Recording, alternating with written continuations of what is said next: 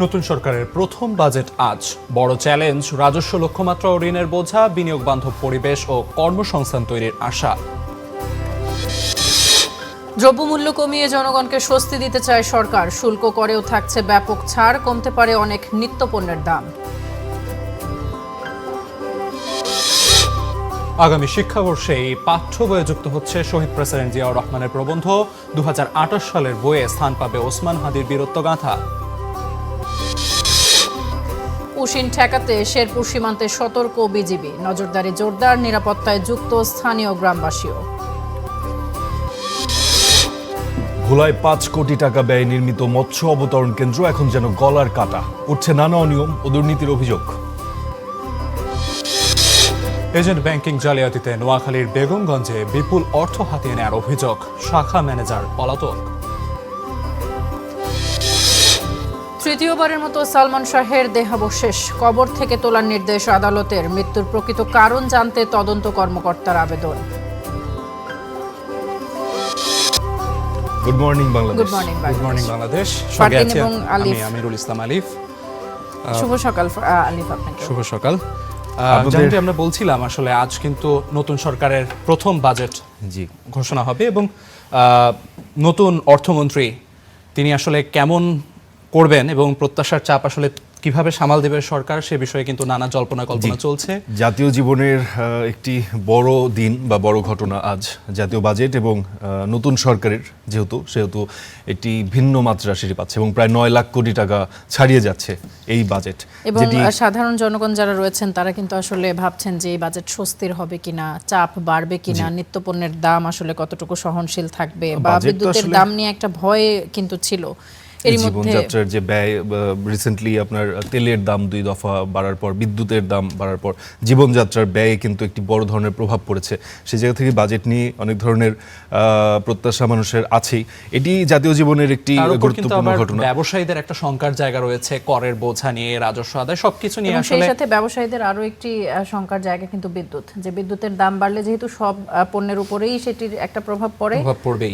সেই জায়গা থেকে আসলে তারা কতটুকু ব্যবসায় লাভবান হতে পারবেন বা সফলতা ধরে রাখতে পারবেন, সেটি নিয়েও তারা সংশয়ে রয়েছেন। বাজেট নিয়ে কথা বলছিলাম, আন্তর্জাতিক পর্যায়েও কিন্তু একটি বড় ঘটনা কিন্তু আজ শুরু হচ্ছে। গ্রেটেস্ট শো অন আর্থ যেটিকে বলা হয়, বিশ্বকাপ, সেটিও কিন্তু বাংলাদেশে তুমুল উন্মাদনা ইতিমধ্যেই শুরু হয়ে গেছে এবং প্রায় প্রতি বিশ্বকাপে আমরা যেটি দেখি 2 ভাগে বিভক্ত হয়ে যায় দেশ।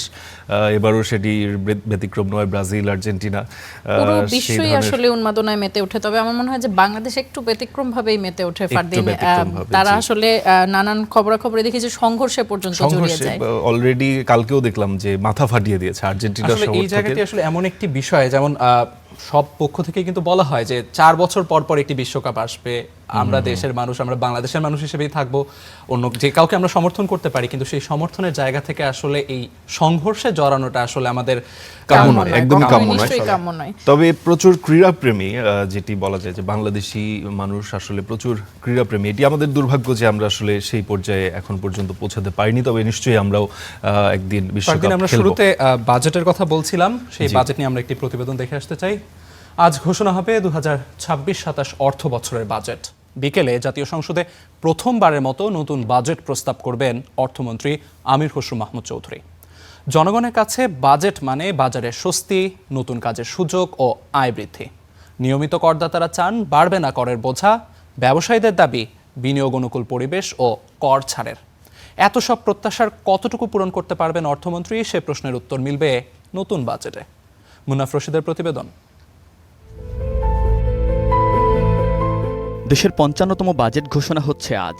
দীর্ঘ প্রায় 20 বছর পর বাজেট দিতে যাচ্ছে বিএনপি নেতৃত্বাধীন সরকার। বাজেটে মোট ব্যয় ধরা হতে পারে 9,38,000 কোটি টাকা। বড় আকারের এই খরচের বিপরীতে সরকার আয় পরিকল্পনা করছে 6,95,000 কোটি টাকা। ফলে ঘাটতি তৈরি হতে পারে 2,43,000 কোটি টাকা। এই ঘাটতি পূরণ হবে মূলত ব্যাংক ও বিদেশ থেকে নেয়া ঋণ দিয়ে। বুধবার পরিসংখ্যান ব্যুরো শেষ হতে যাওয়া চলতি অর্থবছরের জিডিপির প্রবৃদ্ধির সাময়িক হিসাব প্রকাশ করেছে, যেখানে প্রবৃদ্ধি দেখানো হয়েছে 4.14%। তবে সরকার আশাবাদী চাপে থাকা অর্থনীতিকে পুনরুদ্ধার করে প্রবৃদ্ধি অর্জন করতে পারবে 6.5%। খরচের খাতায় বিদ্যমান সামাজিক কর্মসূচির সঙ্গে নতুন সরকারের নির্বাচনী প্রতিশ্রুতি হিসেবে যোগ হচ্ছে ফ্যামিলি ও কৃষক কার্ড সহ 5টি নতুন কর্মসূচি, যাতে ব্যয় হবে প্রায় 15,000 কোটি টাকা। এমন বাস্তবতায় বিএনপি যেন এমন এক চালক, যার হাতে ক্ষতবিক্ষত একটি গাড়ির স্টিয়ারিং তুলে দেয়া হয়েছে। একদিকে হাসিনা আমলের দুর্বল অর্থনীতি, অন্যদিকে মধ্যপ্রাচ্য সংঘাতের প্রভাব। জ্বালানি তেল ও বিদ্যুতের দামে জীবনযাত্রার ব্যয় বৃদ্ধির উত্তাপে চলমান দাবদাহ যেন আরও বেড়েছে। তবে ঘাটতি মেটাতে অতিরিক্ত কর আরোপ সহ নিতে হবে ধার, ফলে সুদের চাপ যেমন বাড়বে তেমনি বাড়বে ঋণ পরিশোধের চাপ। খুবই আমাদের সাবধান থাকতে হবে যাতে করে এই ঋণ পরিষেবার চাপটা অর্থনীতিতে এমন একটা বোঝা না হয়ে দাঁড়ায় যখন ঋণ নিয়ে আমাদেরকে ঋণ শোধ করার মতো একটা অবস্থা হবে। সো এটা আমরা এই ঋণটা নিয়ে কিভাবে ব্যবহার করছি, সেটা থেকে আমরা এই ঋণ দিয়ে যে প্রজেক্টগুলো বাস্তবায়ন করব সেটার আয় দিয়ে আমরা ঋণ পরিষেবাটা ঠিকভাবে করতে পারছি কিনা, এসব ব্যাপারে অবশ্যই আমাদের একটা সতর্কতার প্রয়োজন হবে। এবারে খরচের চাপ আরও বাড়াবে নতুন পে স্কেল বাস্তবায়ন, বিদ্যুতের ক্যাপাসিটি চার্জ সহ বিভিন্ন ভর্তুকি। এর বাইরে আছে সুদ পরিশোধের বিপুল ব্যয়। চ্যালেঞ্জের মাঝেও নতুন অর্থবছরে মূল্যস্ফীতি কমিয়ে আনা হবে 7.5%। যদিও মে মাসে জীবনযাপন ব্যয় বেড়েছে প্রায় 9.5%। বাজেটের লক্ষ্যগুলো উচ্চাভিলাষী মনে করেন অর্থনীতিবিদরা। এত বড় বাজেট বাস্তবায়ন করার সক্ষমতা আছে কিনা? সক্ষমতার দুটো দিক আছে। একটা হলো যে অর্থায়নটা প্রয়োজন হবে, সেই অর্থের যোগানটা দেয়া যাবে কিনা। অর্থের যোগান হলেও অর্থ ব্যয় করার মতো ক্ষমতা আমাদের যে ইমপ্লিমেন্টিং প্রতিষ্ঠানগুলি আছে তারা সেটা করতে পারবেন কিনা। যেই ঘোষণা দিয়ে বাজেটটা শুরু করি, বছর শেষে ওই অঙ্কটা বাস্তবে দেখা যায় না। রাজস্বর ক্ষেত্রেও ঘাটতি থাকে, লক্ষ্যের তুলনায় কম।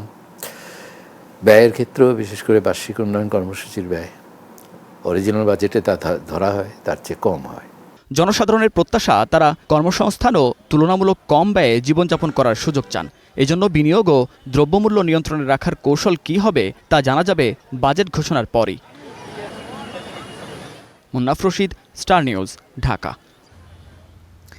স্বাধীনতার পর প্রথম বাজেট ছিল মাত্র 719 কোটি টাকার, যা নতুন অর্থ বছরের জন্য ছাড়িয়ে যাচ্ছে 9 লাখ কোটি টাকা। এই দীর্ঘ যাত্রায় দেশে বাজেট হয়েছে 54টি, যার অনেকগুলো পাশ হয়েছে সংসদের বাইরেও। বর্তমান অর্থমন্ত্রী আমির খসরু মাহমুদ চৌধুরী আজ প্রথমবার বাজেট পেশ করবেন। বাজেটের পুরো ইতিহাস জানাচ্ছেন ফাহিম ইউসুফ। শূন্য পকেট, বিধ্বস্ত জনপদ, এর মাঝে একরাশ স্বপ্ন। যদিও তলাবিহীন ঝুরি অপবাদ মাথায় নিয়ে 1972 সালের 30 জুন স্বাধীন বাংলাদেশের প্রথম আয় ব্যয়ের হিসাব কষেছিলেন প্রধানমন্ত্রী তাজউদ্দিন আহমেদ। সেই হিসাবটা ছিল মাত্র 719 কোটি টাকার। আজকের বাজারে যা একটি সাধারণ প্রকল্পের খরচের চেয়েও কম। অথচ সময়ের সঙ্গে পাল্লা দিয়ে বেড়ে এখন বাজেটের আকার ছাড়িয়েছে 9 লাখ কোটি টাকা। স্বাধীনতার পর থেকে প্রতি অর্থবছরেই বাজেটের আকার বেড়েছে। ইতিহাসের পাতা উল্টালে দেখা যায় চলতি 2026-27 অর্থবছর পর্যন্ত দেশে মোট 54টি বাজেট দিয়েছেন 14 জন অর্থমন্ত্রী ও উপদেষ্টা। এই দীর্ঘ যাত্রায় সবচেয়ে বেশি 12টি করে বাজেট পেশ করে যৌথভাবে শীর্ষে আছেন দুই প্রয়াত অর্থমন্ত্রী, বিএনপির এম সাইফুর রহমান এবং আওয়ামী লীগের আবুল মাল আব্দুল মুহিত। আর আওয়ামী লীগের সাবেক দুই অর্থমন্ত্রী শাহ এএমএস কিবরিয়া 6টি ও আহম মোস্তফা কামাল দিয়েছেন 5টি বাজেট। তবে এই 54টি বাজেটের সবগুলো জাতীয় সংসদে পাশ হয়নি। ইতিহাসে সংসদের বাহিরে উত্থাপন হয়েছে মোট 14টি বাজেট। এর মধ্যে স্বাধীনতার পর 8টি বাজেট পেশ হয়েছিল পুরনো সংসদ ভবন বা বর্তমান প্রধানমন্ত্রীর কার্যালয়ে। আর সামরিক ফরমান কিংবা উপদেষ্টা সরকারের ছায়ায় উত্থাপন করা হয় 6 অর্থবছরের বাজেট। জিয়াউর রহমান, আবুল মাল আব্দুল মুহিত, 111-এর সময় ডক্টর এবি মির্জা আজিজুল ইসলাম এবং গণঅভ্যুত্থান পরবর্তী অন্তর্বর্তীকালীন সরকারের অর্থ উপদেষ্টা ডক্টর সালেউদ্দিন আহমেদ, তারা গণমাধ্যমে বাজেট পেশ করেছিলেন। অর্থনীতির ভাষায় বাজেট মানে কেবল সংখ্যার খেলা নয়, এটি সাধারণ মানুষের পকেটের সঙ্গে রাষ্ট্রের তহবিলের এক অদৃশ্য চুক্তি। এবার সেই চুক্তির খসড়া নিয়ে প্রথমবারের মতো বাজেট পেশ করতে যাচ্ছেন অর্থমন্ত্রী আমির খসরু মাহমুদ চৌধুরী। এটি তার প্রথম বাজেট। সরকারের অতিরিক্ত ভর্তুকি উচ্চমূল্যের বাজারে সাধারণ মানুষের চাহিদা আর রাষ্ট্রের প্রবৃদ্ধি ধরে রাখাই ভবিষ্যতের বড় অর্থনৈতিক চ্যালেঞ্জ। নানা চড়াই উতরাই পেরিয়ে 55তম এই বাজেট দেশের সাধারণ মানুষের দৈনন্দিন জীবনযাত্রা ও ব্যবসা বাণিজ্যে কেমন প্রভাব রাখে সেটি এখন দেখার বিষয়। Fahim Yusuf, Star News. পুরনোতে চাপ আর নতুনে ত্রিমুখী চ্যালেঞ্জ। আওয়ামী লীগ সরকারের একের পর এক মেগা প্রকল্প বাস্তবায়নের পথে সময় ও ব্যয় বাড়ার পাশাপাশি সামনে এসছে ব্যাপক অনিয়মের অভিযোগ। এখন সেই প্রকল্পগুলো ঋণ, সুদ ও আর্থিক দায় সামলাতে নতুন সরকার হিমশিম খাচ্ছে। ফলে নতুন মেগা প্রকল্প নেয়ার আগে তৈরি হয়েছে বড় ধরনের দ্বিধা। মাহবুল ইসলাম প্রতিবেদন করেছেন।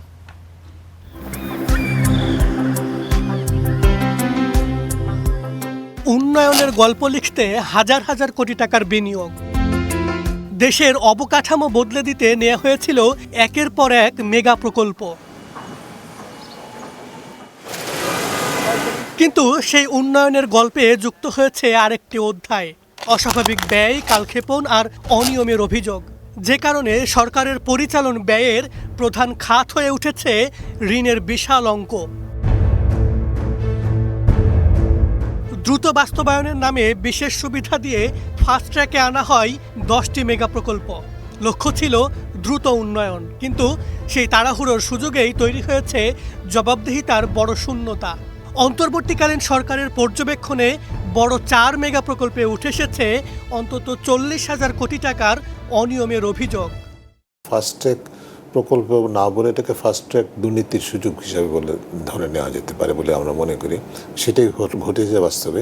এই ধরনের ফাস্ট ট্র্যাক দুর্নীতি আর না হয়, এটি নিশ্চিত করাটা আমি মনে করি সরকারের দায়িত্ব। এই যখন আগের মেগা প্রকল্পগুলোর বাস্তবতা, তখন গুরুত্বপূর্ণ হলেও নতুন করে মেগা প্রকল্প হাতে নিতে পেছন ফিরে তাকাতে হচ্ছে বিএনপি সরকারকে। অভ্যুত্থান পরবর্তী ভঙ্গুর অর্থনীতির মধ্যে প্রকল্প নিয়ে ত্রিমুখী চ্যালেঞ্জের মুখোমুখি তারা। প্রথমত, পূর্ববর্তী মেগা প্রকল্পগুলোর বিপুল ঋণ ও সুদ পরিশোধের চাপ। দ্বিতীয় চ্যালেঞ্জ, আন্তর্জাতিক দরদাতাদের কঠোর শর্ত, বাড়তি নজরদারি এবং উচ্চ সুদহার। তৃতীয়ত, নতুন অর্থায়নে উন্নয়ন সহযোগী ও বিনিয়োগকারীদের সতর্ক অবস্থান। বাংলাদেশের উন্নয়নের বড় সহযোগী জাইকা ঋণের সুদহার এরই মধ্যে 2.35% থেকে বাড়িয়ে করেছে 3.05%, যা গত 15 এপ্রিল থেকে কার্যকর হয়েছে। একটা বিশাল ভূমিকম্পের পরে এই সরকার এসছে, সুতরাং কি হয়েছিল এবং বাংলাদেশে কি ধরনের দুর্নীতি ব্যাপক হারে হলে পরে সরকারের অস্তিত্ব নিয়ে প্রশ্ন ওঠে, এগুলি কিন্তু আমাদের বর্তমান সরকারের স্মৃতিতে খুব উজ্জ্বল হয়ে আছে। সুতরাং এটাই তাদেরকে গাইড করবে। শুধু মেগা প্রকল্পই নয়, নতুন সরকারের প্রথম 100 দিনে একনেক সভায় পুরনো ও সংশোধিত প্রকল্পগুলোই অনুমোদন হয়েছে। নতুন প্রকল্প নেওয়া হয়েছে হাতে গোনা কয়েকটি। একদিকে পুরনো প্রকল্পের ঋণ, অন্যদিকে অনিয়মের দায়। এর সঙ্গে যুক্ত হয়েছে বৈশ্বিক অর্থায়নের অনিশ্চয়তা। ফলে নতুন মেগা প্রকল্পের পথে সরকারের সামনে শুধু আর্থিক সংকট নয়, রয়েছে আস্থা ও জবাবদিহিতা ফিরিয়ে আনার বড় চ্যালেঞ্জ। মাহবুল ইসলাম, স্টার নিউজ, ঢাকা। বিদ্যুৎ, জ্বালানি ও এলপিজির দাম বাড়ালেও বাজেটে জনগণকে স্বস্তি দিতে চায় সরকার। কিছু নিত্যপণ্যে কমতে পারে উৎসে কর, এতে বাজারে কমতে পারে পণ্যের দাম। এছাড়া স্থানীয় শিল্প সুরক্ষায় কর ছাড় আসতে পারে, যাতে বাজারে কমতে পারে দেশে উৎপাদিত মোবাইল সহ নানা ইলেকট্রনিক্স পণ্যের দাম। বিপরীতে বাড়তে পারে আমদানি করা প্রযুক্তি পণ্য সহ প্রসাধনীর মূল্য।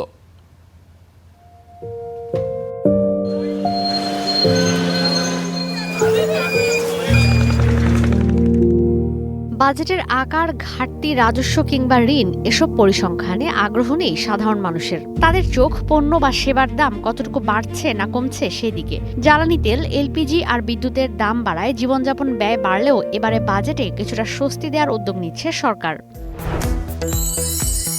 সরকারের প্রথম বাজেটে কমতে পারে চাল, ডাল, তেল সহ অন্তত 60টি নিত্যপণ্যের দাম। এতে গৃহকর্তা বাজারে গিয়ে যেমন স্বস্তি পাবেন, তেমনি গৃহকর্ত্রীকে স্বস্তি দিতেও তৎপর প্রথমবারের মতো দায়িত্ব পাওয়া অর্থমন্ত্রী। কমিয়ে আনা হতে পারে রসুই ঘরের ইন্ডাকশন চুলা কিংবা ব্লেন্ডারের দাম। তবে আমদানি করা প্রসাধনী ব্যবহার করলে ছাড় দেবেন না অর্থমন্ত্রী।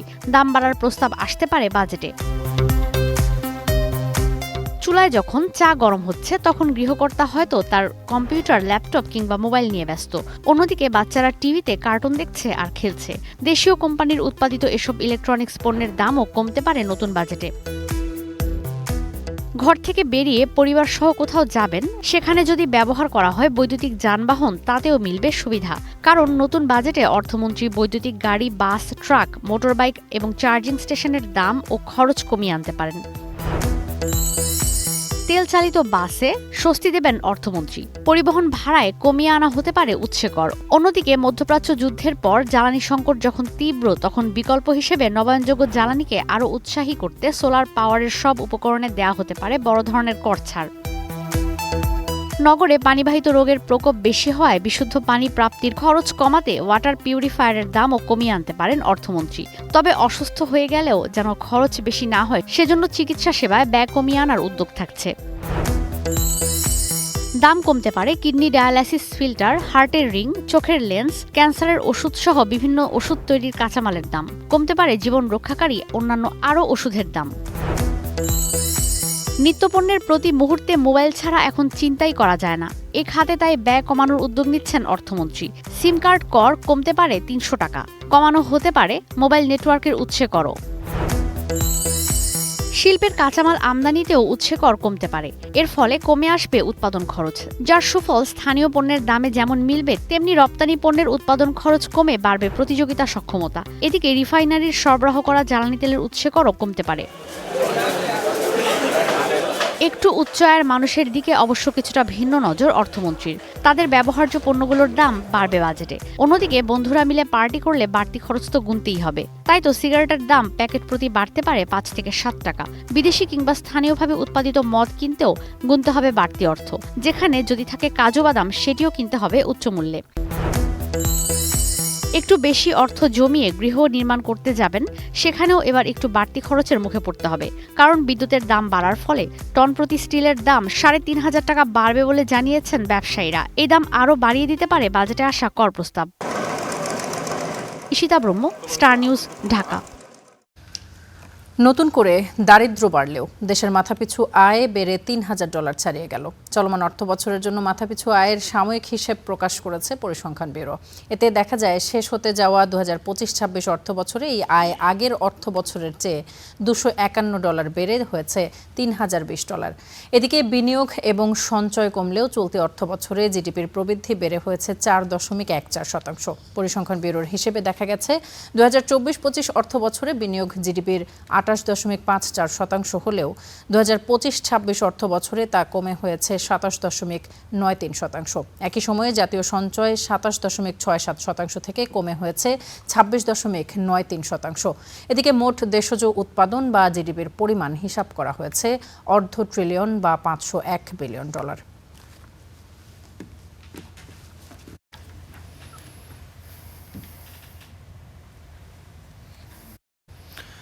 দেশি বিদেশি বিনিয়োগ আকর্ষণে সুদের হার পর্যালোচনা করা হচ্ছে বলে সংসদকে জানিয়েছেন প্রধানমন্ত্রী তারেক রহমান।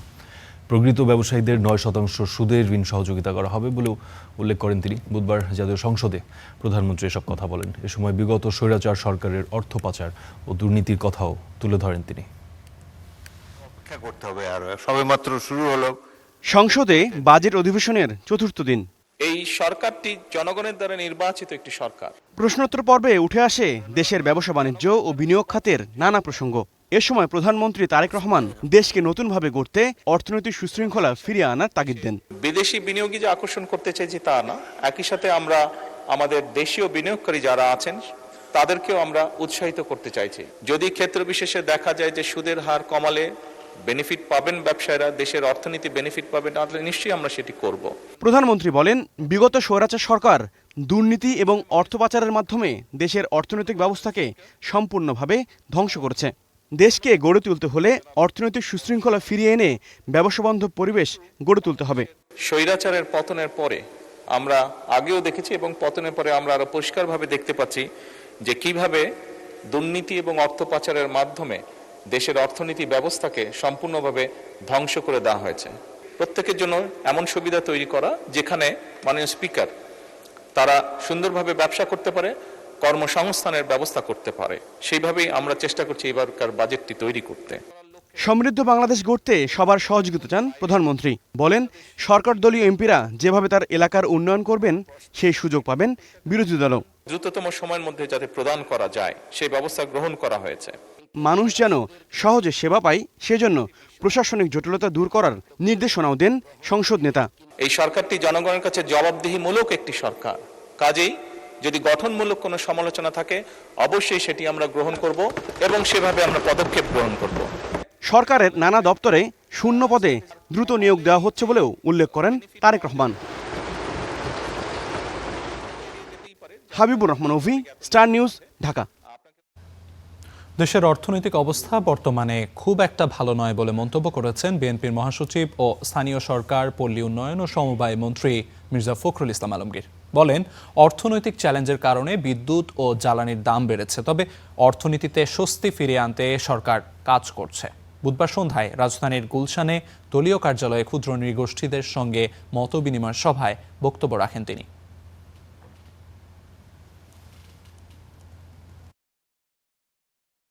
সরকার গঠন করতে আমরা সক্ষম হয়েছি, এখন আমাদের দেবার পালা।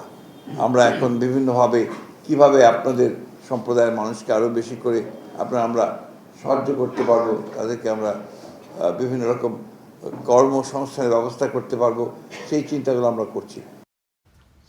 দর্শক, দিনের শুরুটা অনেকে করেন পত্রপত্রিকা পড়ার মাধ্যমে। তাদের জন্যই আমাদের আজকের এই আয়োজন। পত্রপত্রিকার খবরাখবরগুলো আমাদেরকে জানাবেন আমাদের সহকর্মী ফারদিন। ফারদিন, দেশের সর্বাধিক পঠিত দৈনিকগুলোতে কি কি শিরোনাম স্থান পেয়েছে আপনার মাধ্যমে জানতে চাই।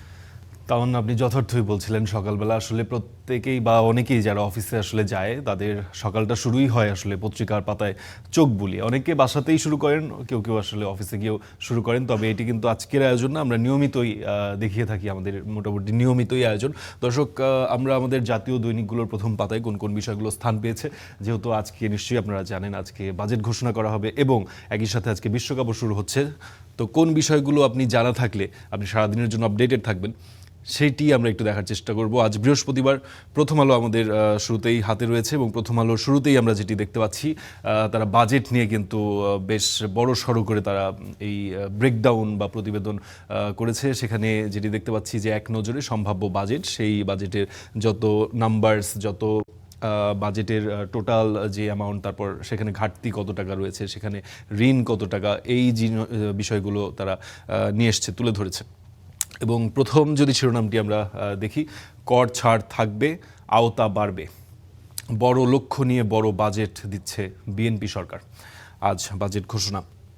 এবং এই পাশে আমরা যেটি দেখতে পাচ্ছি, বিদেশি বিনিয়োগ আনতে পারলে 1.5% প্রণোদনা। প্রধানমন্ত্রী গতকাল সংসদে প্রধানমন্ত্রী জনাব তারেক রহমান তিনি বলেছেন যে সেটি বাংলাদেশি গোষ্ঠী হোক বা বিদেশি, যারাই আসলে বিদেশি বিনিয়োগ বাংলাদেশে নিয়ে আসতে পারবেন তাদের জন্যই 1.5% পরামর্শ ভাতা সেটিকে বলা হচ্ছে। এ ধরনের 1.5% প্রণোদনা কিন্তু সরকারের পক্ষ থেকে দেয়া হবে। সীমান্তে 68 স্থানে নিয়ম লঙ্ঘন, দিল্লির কাছে ঢাকার প্রতিবাদ। দিল্লিতে কিন্তু বিজিবি এবং বিএসএফ এর বৈঠক হচ্ছে, সেই বৈঠকে কিন্তু বাংলাদেশ এই পুশিনের বিষয়টি তুলে ধরেছে এবং বিএসএফ এর পক্ষ থেকেও তারাও স্বীকার করে নিয়েছে যে তারা পুশিনের চেষ্টা করেছে, সেই বিষয়টি তারা স্বীকার করেছে। এবং সীমান্তে গত কয়েকদিন ধরেই আপনারা দেখছেন বেশ উত্তেজনাকর পরিস্থিতি। বিএসএফ এর তরফ থেকে বেশ কয়েকটি জায়গায় পুশিনের চেষ্টা করা হয়েছে, তবে বিজিবি সেখানে শক্ত প্রতিরোধ করেছে, প্রতিবাদ করেছে এবং বিজিবির সাথে সাথে স্থানীয় যারা গ্রামবাসী ছিলেন তারাও আসলে বিজিবিকে সহযোগিতা করেছে। ফলে বিএসএফ এর যেই প্রচেষ্টা পুশিনের, সেটি কিন্তু পুরোদমে সফল হতে পারেনি এবং অনেককেই দেখা গেছে যে সীমান্তে পুশিন করা হয়েছে, 1-2 দিন তারা সেখানেই থেকেছেন, তবে বাংলাদেশে ঢুকতে পারেননি। পরে বিএসএফ আবার তাদেরকে কিন্তু ভারতে ফেরত নিয়ে গিয়েছে। ইসলামী ব্যাংকে পর্যবেক্ষক বসালো বাংলাদেশ ব্যাংক। ইসলামী ব্যাংক নিয়েও বেশ কিছুটা ঘোলাটে পরিস্থিতি গত কয়েকদিন ধরেই আমরা দেখতে পাচ্ছি। বাংলাদেশ অস্ট্রেলিয়া আরও একটি অপূর্ণতা ঘোচানোর সুযোগ। আজ বাংলাদেশ এবং অস্ট্রেলিয়ার দ্বিতীয় ওডিআই ম্যাচ। গতকাল বাংলাদেশ সেই প্রথম ম্যাচটি জিতে নেয় এবং দীর্ঘদিন পর কার্ডিফে সর্বশেষ বাংলাদেশ অস্ট্রেলিয়ার সাথে, এবং একমাত্র সেটি ওডিআই জয় বাংলাদেশের অস্ট্রেলিয়ার বিপক্ষে এবং সর্বশেষ দ্বিতীয় জয় হচ্ছে গতকাল। এবং আজ যদি আমরা কোনোভাবে জিতে যেতে পারি তাহলে সেটি একটি ইতিহাসের সূচনা হবে, কারণ বাংলাদেশ অস্ট্রেলিয়ার বিরুদ্ধে ওডিআই সিরিজ জিতে ফেলবে। হামলার জবাবে 3 দেশে মার্কিন ঘাঁটিতে ইরানের পাল্টা হামলা। গতকাল আপনারা নিশ্চয়ই লক্ষ্য করেছেন, যারা আন্তর্জাতিক এই বিষয়গুলো লক্ষ্য করে থাকেন, ইসরায়েল এবং ইরান কিন্তু পাল্টাপাল্টি হামলা চালিয়েছে এবং ইরান কিন্তু যুক্তরাষ্ট্রের বেশ কয়েকটি মধ্যপ্রাচ্যে যে ঘাঁটি রয়েছে সেই ঘাঁটিগুলোতেও আক্রমণ চালিয়েছে। যদিও ইরান এবং ইসরায়েল দুই পক্ষই বা দুই দেশই আসলে কার কতটুকু ক্ষয়ক্ষতি হয়েছে সেই বিষয়গুলো চেপে গিয়েছে। আমরা পরবর্তী যে পত্রিকা সমকাল সেখানে একটু চোখ বোলাতে চাই। প্রধান শিরোনাম আমরা দেখতে পাচ্ছি, নতুন করদাতা খোঁজার বড় মিশনে নামছে সরকার।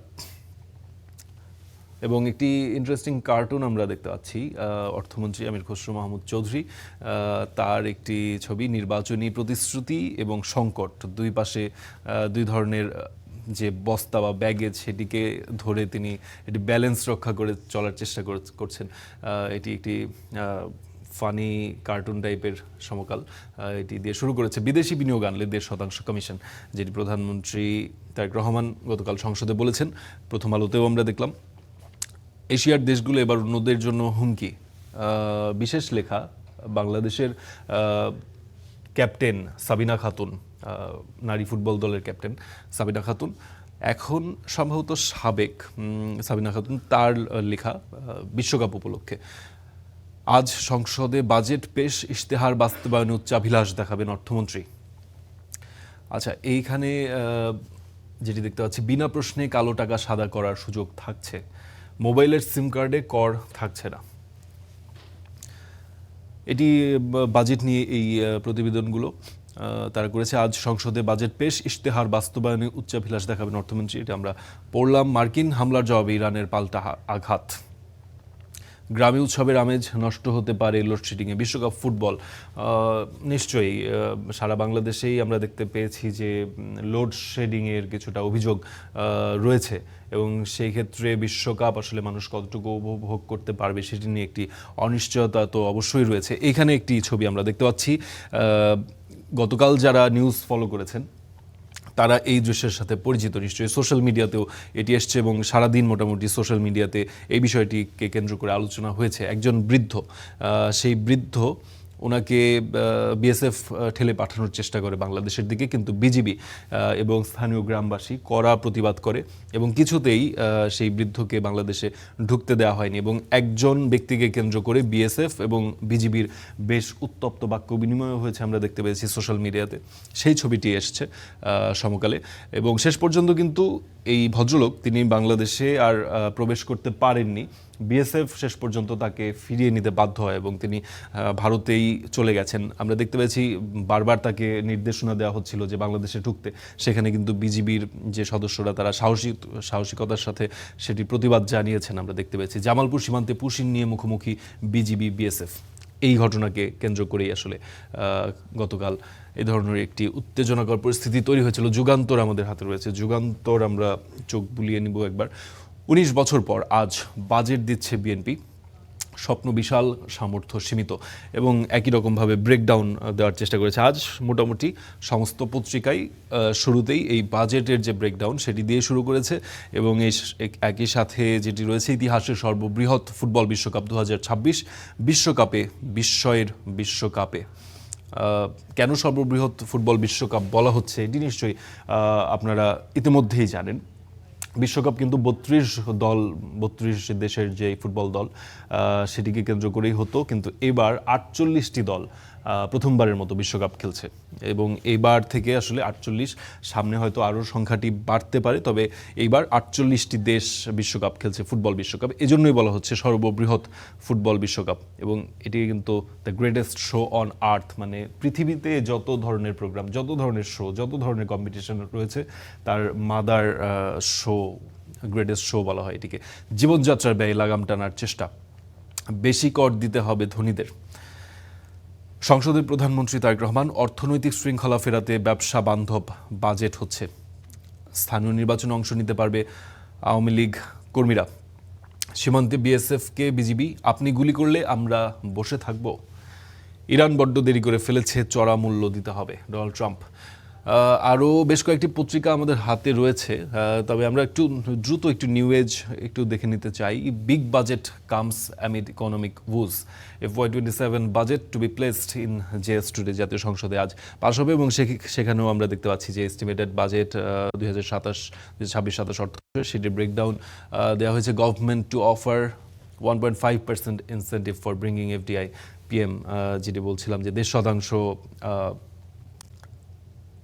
পরামর্শ ভাতা সেটি সরকারের তরফ থেকে দেওয়া হবে। অন্যান্য পত্রিকাতেও আমরা দেখেছি violence against women children, CI forms dedicated, CJ forms dedicated HC bench, dedicated মানে হাইকোর্ট একটি বেঞ্চ কিন্তু তৈরি করছে শুধুমাত্র নারী এবং শিশুদের প্রতি যে সহিংসতা সেটিকে কেন্দ্র করে। এবং রাবিসা হত্যাকাণ্ডের পর এটি বেশ জোরে সোরেই আলাপ আলোচনা হয়েছে এবং ইতোমধ্যে, কারণ এই যে অপরাধগুলো রয়েছে এই অপরাধের জন্য ডেডিকেটেড এক ধরনের বেঞ্চ খুব প্রয়োজন ছিল দ্রুত বিচার নিশ্চিত করার ক্ষেত্রে। Newborn deaths, Ad-din's response not satisfactory, স্বাস্থ্যমন্ত্রী যেটি বলেছেন যে আদ্দিনের যেই প্রতিক্রিয়া সেটি আসলে তারা আসলে এখন পর্যন্ত স্যাটিসফাইড না। বা নিউ এজ আমরা দেখছিলাম দর্শক, আমাদের হাতে আজ সময় একদমই কম, আমরা দেখার চেষ্টা করছিলাম আমাদের জাতীয় দৈনিকগুলোতে কোন বিষয়গুলো স্থান পেয়েছে প্রথম পাতায়, এবং আমরা যেটি দেখতে পেলাম যে বাজেটকে কেন্দ্র করে মোটামুটি সব পত্রিকাতেই এক ধরনের বিচার বিশ্লেষণ রয়েছে। এবং প্রধানমন্ত্রী জনাব তারেক রহমানের সংসদে গতকাল যেই নির্দেশনা যে 1.5% পরামর্শ ভাতা সেটি দেওয়া হবে যদি বিদেশি বিনিয়োগ নিয়ে আসতে পারে কেউ। এবং ইরান এবং আমেরিকা আবারও তারা সংঘাতে জড়িয়েছে, আবারও পাল্টা হামলা সেটি কিন্তু শুরু হয়ে গেছে। এবং বিশ্বকাপের যে বিষয়টি আজ থেকে শুরু হচ্ছে, 48 দল নিয়ে সবচেয়ে বড় বিশ্বকাপ, এটি আমরা আজ দেখতে পেলাম আমাদের জাতীয় দৈনিকগুলোর প্রথম পাতায়। আমরা আবারও ফেরত যাব আমাদের মূল সেটে। সহকর্মী ফারদিন পত্রপত্রিকার খবরাখবরগুলো জানাচ্ছিলেন এবং সেখানেও আমরা দেখছিলাম যে বাজেট এবং বিশ্বকাপ এবং সেই সঙ্গে পুশিনের বিষয়টি এসেছে। হাম আক্রান্ত এবং আদ্দিনের যে শিশু মৃত্যুর ঘটনা সেই খবরও কিন্তু স্থান পেয়েছে। স্বাস্থ্যমন্ত্রী যে ব্রিফ করেছেন তার সেই বিবৃতি আমরা শুনছিলাম। আরও খবর আমরা শুনবো বিরতির পর। নিশ্চয়ই দর্শক, আপনারা দেখছেন গুড মর্নিং বাংলাদেশ। আরও একবার স্বাগত গুড মর্নিং বাংলাদেশে। সঙ্গে থাকার জন্য ধন্যবাদ। আগামী বছরই নবম দশমের বাংলা সাহিত্যে যুক্ত হচ্ছে শহীদ প্রেসিডেন্ট জিয়াউর রহমানের মুক্তিযুদ্ধ ভিত্তিক 2টি প্রবন্ধ অবলম্বনে একটি প্রবন্ধ। আর 2028 শিক্ষাবর্ষের পাঠ্য বইয়ে তুলে ধরা হবে শরীফ ওসমান বিন হাদিকে। ফরহাদ বিন নূরের বিশেষ রিপোর্ট। জুলাই অভ্যুত্থানের পর জাতীয় শিক্ষাক্রম পুনর্বিবেচনার উদ্যোগ নেয় অন্তর্বর্তী সরকার। ফেরে 2012 সালের শিক্ষাক্রমে পরিমার্জন করা হয় পাঠ্য বই। এদিকে বিএনপি ক্ষমতায় আসার পর 2028 সাল থেকে নতুন শিক্ষাক্রম চালুর সিদ্ধান্ত নেয়। তবে আগামী শিক্ষাবর্ষের পাঠ্য বইয়ে আসছে বেশ কিছু পরিবর্তন। পাঠ্য বই পরিমার্জন নিয়ে বুধবার শিক্ষা মন্ত্রণালয়ে বৈঠক করেন শিক্ষা সচিব, যেখানে উপস্থিত ছিলেন প্রধানমন্ত্রীর প্রেস সেক্রেটারি AAM সালেহ শিবরিও। জানা গেছে, নবম দশম শ্রেণীর বাংলা সাহিত্য বইয়ে মুক্তিযুদ্ধ ভিত্তিক নতুন একটি প্রবন্ধ সংযোজন করার সিদ্ধান্ত হয় এই সভায়। প্রবন্ধটি শহীদ রাষ্ট্রপতি জিয়াউর রহমানের লেখা একটি জাতির জন্ম এবং স্বাধীনতা যুদ্ধের স্মৃতি অবলম্বনে তৈরি করা হবে। এছাড়া জুলাই অভ্যুত্থানের সম্মুখ যোদ্ধা শরীফ ওসমান হাদিকে নিয়েও আলোচনা হয় এই সভায়। সিদ্ধান্ত হয় 2028 থেকে নতুন শিক্ষাক্রমে ওসমান হাদির বীরত্বগাথা তুলে ধরা হবে পাঠ্য বইয়ে। পঞ্চম শ্রেণীর বাংলা বইয়ে আমরা তোমাদের ভুলব না অধ্যায়ে তিতুমির, প্রীতিলতা, নূর হোসেন, আবু সাইদ ও মুগ্ধকে যেভাবে উপস্থাপন করা হয়েছে সেভাবে হাদিকে তুলে ধরার পরিকল্পনা রয়েছে এনসিটিবির। ফরহাদ বিন নূর, স্টার নিউজ, ঢাকা। সীমান্তে পুশিন চেষ্টা ঠেকাতে শেরপুর সীমান্তে সর্বোচ্চ সতর্ক অবস্থানে রয়েছে বিজিবি। 42 কিলোমিটার এলাকা জুড়ে জোরদার করা হয়েছে টহল ও নজরদারি। বিজিবির পাশাপাশি সীমান্ত নিরাপত্তায় যুক্ত হয়েছেন স্থানীয় গ্রামবাসীরাও। এভাবেই শেরপুর সীমান্ত জুড়ে দিন-রাত চলছে বিজিবির নজরদারি। পুশিন চেষ্টা ঠেকাতে সীমান্ত পাহারায় তাদের সঙ্গে যোগ দিয়েছেন স্থানীয়রাও। শেরপুরের শ্রীবর্দী, ছিনাইগাতি ও নালিতাবাড়ী উপজেলার 42 কিলোমিটার সীমান্ত জুড়েই চলছে নিয়মিত টহল। 8টি বিওপির গুরুত্বপূর্ণ পয়েন্টে মোতায়েন করা হয়েছে অতিরিক্ত বিজিবি সদস্য। মাইকিং, উঠান বৈঠক সহ সচেতনতামূলক সভা সমাবেশে সতর্ক করা হচ্ছে সীমান্তবাসীকে। ভারত থেকে অবৈধভাবে লোক বাংলাদেশে প্রবেশ করে আমরা বিজিবিকে জানাবো এবং যতটুকু সম্ভব তাদেরকে আমরা ধরে বিজিবির কাছে হস্তান্তর করব। আমাদের ওখানে দিনে রাত্রে টোল দিতেছে, ওদের সাথে আমরা জড়িত হয়ে ভারতবাসীদের লোকদেরকে আমরা ধরে দিব। জাহাঙ্গর দেশের তো আমরাই থাকতারি না, ঘেরা যদি আয় তা আমরা কই থাকাম। এই অবস্থানে আমরা সতর্ক আছি, এলাকাবাসী সহ ঐক্যবদ্ধভাবে সতর্কতার সহিত আমরা এটার প্রতিবাদ করতেছি অথবা দেখতেছি আর কি। পুশিন রুখতে সীমান্ত জুড়ে বাড়তি সতর্কতা বজায় রাখা হয়েছে বলে জানিয়েছে বিজিবি। আমরা 24 ঘন্টা আমার টহল সদস্য দিয়ে আমরা আমার সীমান্ত নিরাপদ রাখার জন্য ওভারঅল আমরা চেষ্টা চালাচ্ছি এবং আমাদের সীমান্তে যদি কোনো প্রকারের কোনো অপরিচিত লোক আসে আমরা তাকে আমাদের আইনের যা আছে আমাদের আইন অনুযায়ী তাদের সাথে আমরা সেই ব্যবস্থা গ্রহণ করব। শুক্রবার নালিতাবাড়ির রামচন্দ্রপুরা সীমান্ত দিয়ে 5 জনকে পুশিনের চেষ্টা প্রতিহত করে বিজিবি ও স্থানীয়রা। Desk report, star news.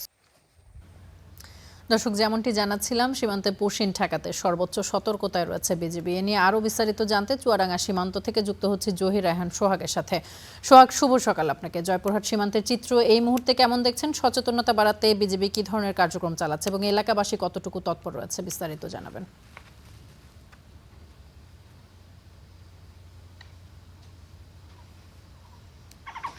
শুভ সকাল। আমি এখন আছি চুয়াডাঙ্গার দর্শনার সীমান্তে, একটি দর্শনার জয়নগর সীমান্ত। আপনারা আমার পিছনে যদি আমি একটু দেখাতে চাই, এখনো কিন্তু আমাদের যারা বিজিবি সদস্যরা আছেন তারা কিন্তু তাদের টহল অব্যাহত রেখেছেন। বিশেষ করে রাত দিন 24 ঘন্টায় তারা কিন্তু সজাগ রয়েছেন যেন সীমান্তে কোনো ধরনের অপ্রীতিকর কোনো ঘটনা না ঘটে। বিশেষ করে পুশ ইনের যে বিষয়টি সেটি যদি একটু বলি, আমার সাথে কথা হয়েছে চুয়াডাঙ্গা 6 বিজিবির যিনি পরিচালক, তার সাথে কথা হয়েছে। তিনি আমাদের যেটা জানিয়েছেন সেটি হচ্ছে পুশিন বা অবৈধ অনুপ্রবেশ ঠেকাতে বিজিবি সবসময় তৎপর রয়েছে এবং বিজিবির সাথে স্থানীয় যারা বাসিন্দা আছেন তারা কিন্তু বিজিবিকে সহায়তা করছেন, তারা কাজ করছেন এবং বিজিবির কঠোর অবস্থানের কারণে বিএসএফ কিন্তু বারবার পুশিন করতে ব্যর্থ হচ্ছে। এখন এই কৃষি যে ফসলগুলো আছে বিশেষ করে পাট, এর ভিতর দিয়ে কিন্তু পুশিনের চেষ্টা করা হচ্ছে বলে বিজিবি সদস্যরা আমাদের জানিয়েছেন। এক্ষেত্রে চুয়াডাঙ্গা 6 বিজিবির ব্যাটালিয়নের আনন্দবাস, বাড়াদি এবং দর্শনা সীমান্ত দিয়ে 7-8 বার কিন্তু পুশিনের চেষ্টা করা হয়েছে বলে বিজিবির পক্ষ থেকে আমাদেরকে জানানো হয়েছে এবং বিজিবির শক্ত অবস্থানের কারণে কিন্তু তা ব্যর্থ হচ্ছে এবং এই আমাদের বাংলাদেশের সার্বভৌমত্ব রক্ষায় দেশের সার্বভৌমত্ব রক্ষায় কিন্তু বিজিবি সর্বদা প্রস্তুত আছে। সেই সাথে যারা স্থানীয় বাসিন্দা আছেন সীমান্ত এলাকার, তারাও কিন্তু বিজিবিকে সহায়তা করছেন এবং তারা সবসময় প্রস্তুত আছেন। তামান্না, অসংখ্য ধন্যবাদ আপনাকে আমাদের সঙ্গে যুক্ত হওয়ার জন্য। দর্শক, ঘড়ির কাঁটা বলছে 7:57। আজকে সপ্তাহের শেষ দিন। অফিসগামী যারা রয়েছেন তারা নিশ্চয়ই এর মধ্যে বেরিয়ে পড়তে শুরু করেছেন বা বেরোনোর প্রস্তুতি নিয়েছেন। আজকে কোন রাস্তাগুলো অ্যাভয়েড করলে জ্যাম একটু কম পাবেন, কোন রাস্তা দিয়ে গেলে দ্রুত সময়ে গন্তব্যে পৌঁছতে পারবেন এবং সারাদিনের আবহাওয়া কেমন থাকবে কোন সময়, সেই খবরাখবর আপনাদেরকে জানাবো। দর্শক ফারদিন আছেন আমাদের সঙ্গে, তিনি জানাবেন সেই খবরাখবর। দাউন, আপনাকে ধন্যবাদ। দর্শক, আবারও জানাতে চাই গুড মর্নিং। প্রায় 8টা বাজে। আপনারা অফিসে যাওয়ার জন্য হয়তো প্রস্তুতি নিচ্ছেন এবং সকাল সকাল যেই বিষয়গুলো আসলে প্রয়োজন হয়, একটি পত্রিকা এবং ব্রেকফাস্ট করতে করতেই যদি আপনি আপনার সারাদিনের যদি কর্মপরিকল্পনা সাজিয়ে ফেলতে পারেন, সেই প্রচেষ্টা থেকেই আমাদের এই গুড মর্নিংয়ে আমাদের এই বিশেষ আয়োজনগুলো থাকে। আমরা কিছুক্ষণ আগেও আপনাদের পত্রিকার খবরাখবরগুলো জানাচ্ছিলাম যেন আপনি সারাদিন আপডেটেড থাকতে পারেন। এখন জানাবো যে আজকে সারাদিনের আবহাওয়াটি কেমন থাকতে পারে যেন আপনি আপনার কর্মপরিকল্পনা আরও সহজে সাজিয়ে ফেলতে পারেন। আমরা ঢাকার আবহাওয়া দিয়ে একটু শুরু করতে চাই।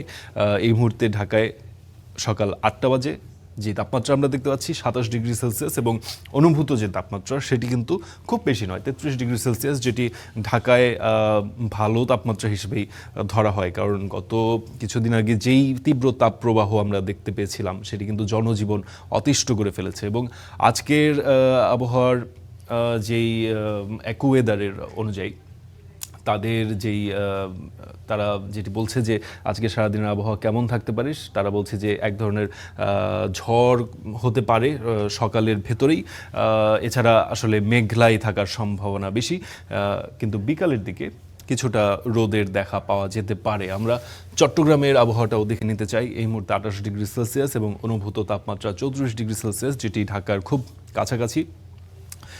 এবং তাদের যে প্রেডিকশন আবহাওয়ার বিষয়ে, তারা বলছে যে চট্টগ্রামে মোটামুটি গরমই থাকবে, তবে 1 বা 2 বার বৃষ্টি হলেও হতে পারে, সেটি খুব বেশি পর্যায়ে নয়, অল্প পর্যায়ে, তবে গরম থাকবে বা গরম অনুভূত হবে বলে অ্যাকুয়েদার তাদের প্রেডিকশন তারা বলছে আর কি। রাজশাহী আমরা জানি যে উত্তরবঙ্গের গরমের সাথে আসলে অনেকেই কম বেশি পরিচিত, সেখানে তাপমাত্রা বেশি থাকে এটি বলা হয়। যদিও আজকে আমরা দেখতে পাচ্ছি যে ঢাকা চট্টগ্রামের চেয়ে এখন রাজশাহীর তাপমাত্রাটি কম, 26 ডিগ্রি সেলসিয়াস এবং অনুভূত তাপমাত্রা 31 ডিগ্রি সেলসিয়াস। এবং সকালের দিকে ঝড়ের এক ধরনের পূর্বাভাস দিচ্ছে অ্যাকুয়েদার। তারা বলছে যে সকালের ভেতরেই একটি ঝড় বা বৃষ্টি হতে পারে, তাছাড়া আসলে সারাদিন মেঘলাই থাকবে। খুব বেশি গরমের দেখা আজকে রাজশাহীতে পাওয়া যাবে না, তবে চট্টগ্রামে প্রচুর গরম থাকতে পারে, বা এক ধরনের অসহনীয় পর্যায়ে না গেলেও মোটামুটি গ্রীষ্মকালের যে গরমের সাথে পরিচিত সেটি চট্টগ্রামে থাকবে বলেই অ্যাকুয়েদার বলছে। তাদের অনুযায়ী, তাদের ওয়েবসাইটের অনুসারে আমরা সেটি দেখতে পাচ্ছি। আমরা একটু প্রতিদিনের মতো বায়ুর মানের যে তালিকা, বায়ুর মান কোন শহরে কেমন এবং সারা বিশ্বে কোন শহরগুলো আসলে বায়ুর মান স্বাস্থ্যকর এবং কোন শহরের বায়ুর মানগুলো আসলে অস্বাস্থ্যকর, সেটি আমরা দেখার চেষ্টা করি। আমরা অস্বাস্থ্যকর দিয়ে শুরু করতে চাই। প্রথমেই আমরা যে দেখতে চাই, আমরা একটু অস্বাস্থ্যকর বায়ুর মানের তালিকা সেটি আমরা দেখতে পাচ্ছি। শুরুতেই অবস্থান করছে পাকিস্তানের শহর লাহোর, এবং লাহোরকে আমরা যেটি দেখতে পাচ্ছি যে 194 স্কোর তাদের। এবং আপনি এখানে যদি একটু লক্ষ্য করেন, 151 থেকে 200 এবং লাল রঙের যে ইন্ডিকেশন সেটি দিয়ে বোঝানো হচ্ছে সেটি হচ্ছে অস্বাস্থ্যকর। 150-এর ওপরে যদি আসে তাহলে কিন্তু সেই বায়ুর মানে আসলে খুবই অস্বাস্থ্যকর হিসেবে ধরা হয়, এবং তারা যেটি বলে যে এ ধরনের বায়ুর মানে মানুষজনের বা যাদের কিছুটা শ্বাসকষ্ট বা অ্যাজমা বা শিশু কিশোর যারা রয়েছে তাদেরকে আসলে বাইরে না যেতেই নির্দেশনা দেওয়া হয়, ঘরের ভিতর থাকতে বলা হয়, এবং বাইরে যদি যেতেই হয় সেক্ষেত্রে মাস্ক ব্যবহার করতে বলা হয়। 150-এর উপরে স্কোর যদি যায় সেক্ষেত্রে আমরা যেটি দেখতে পাচ্ছি যে 1 নম্বরে পাকিস্তানের লাহোর অবস্থান করছে এবং তাদের স্কোর 194। 2 নম্বরে রয়েছে কিনশাসা, কঙ্গোর শহর, তাদের স্কোর 179। 3 নম্বরে রয়েছে ইন্দোনেশিয়ার জাকার্তা, তাদের স্কোর 177। এবং 4 নম্বরে আমরা দেখতে পাচ্ছি বাংলাদেশের রাজধানী ঢাকা।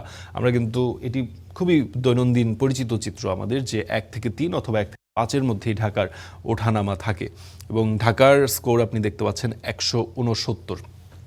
এবং এই স্কোর কিন্তু ভয়াবহ, যেটি আমরা বলছিলাম যে 150-এর উপরে গেলেই সেটি যে লাল দাগ দিয়ে তারা মার্ক করে, এবং সেই বায়ুর মানে আসলে জীবন যাপনকে ভয়াবহ বলে উল্লেখ করা হয়।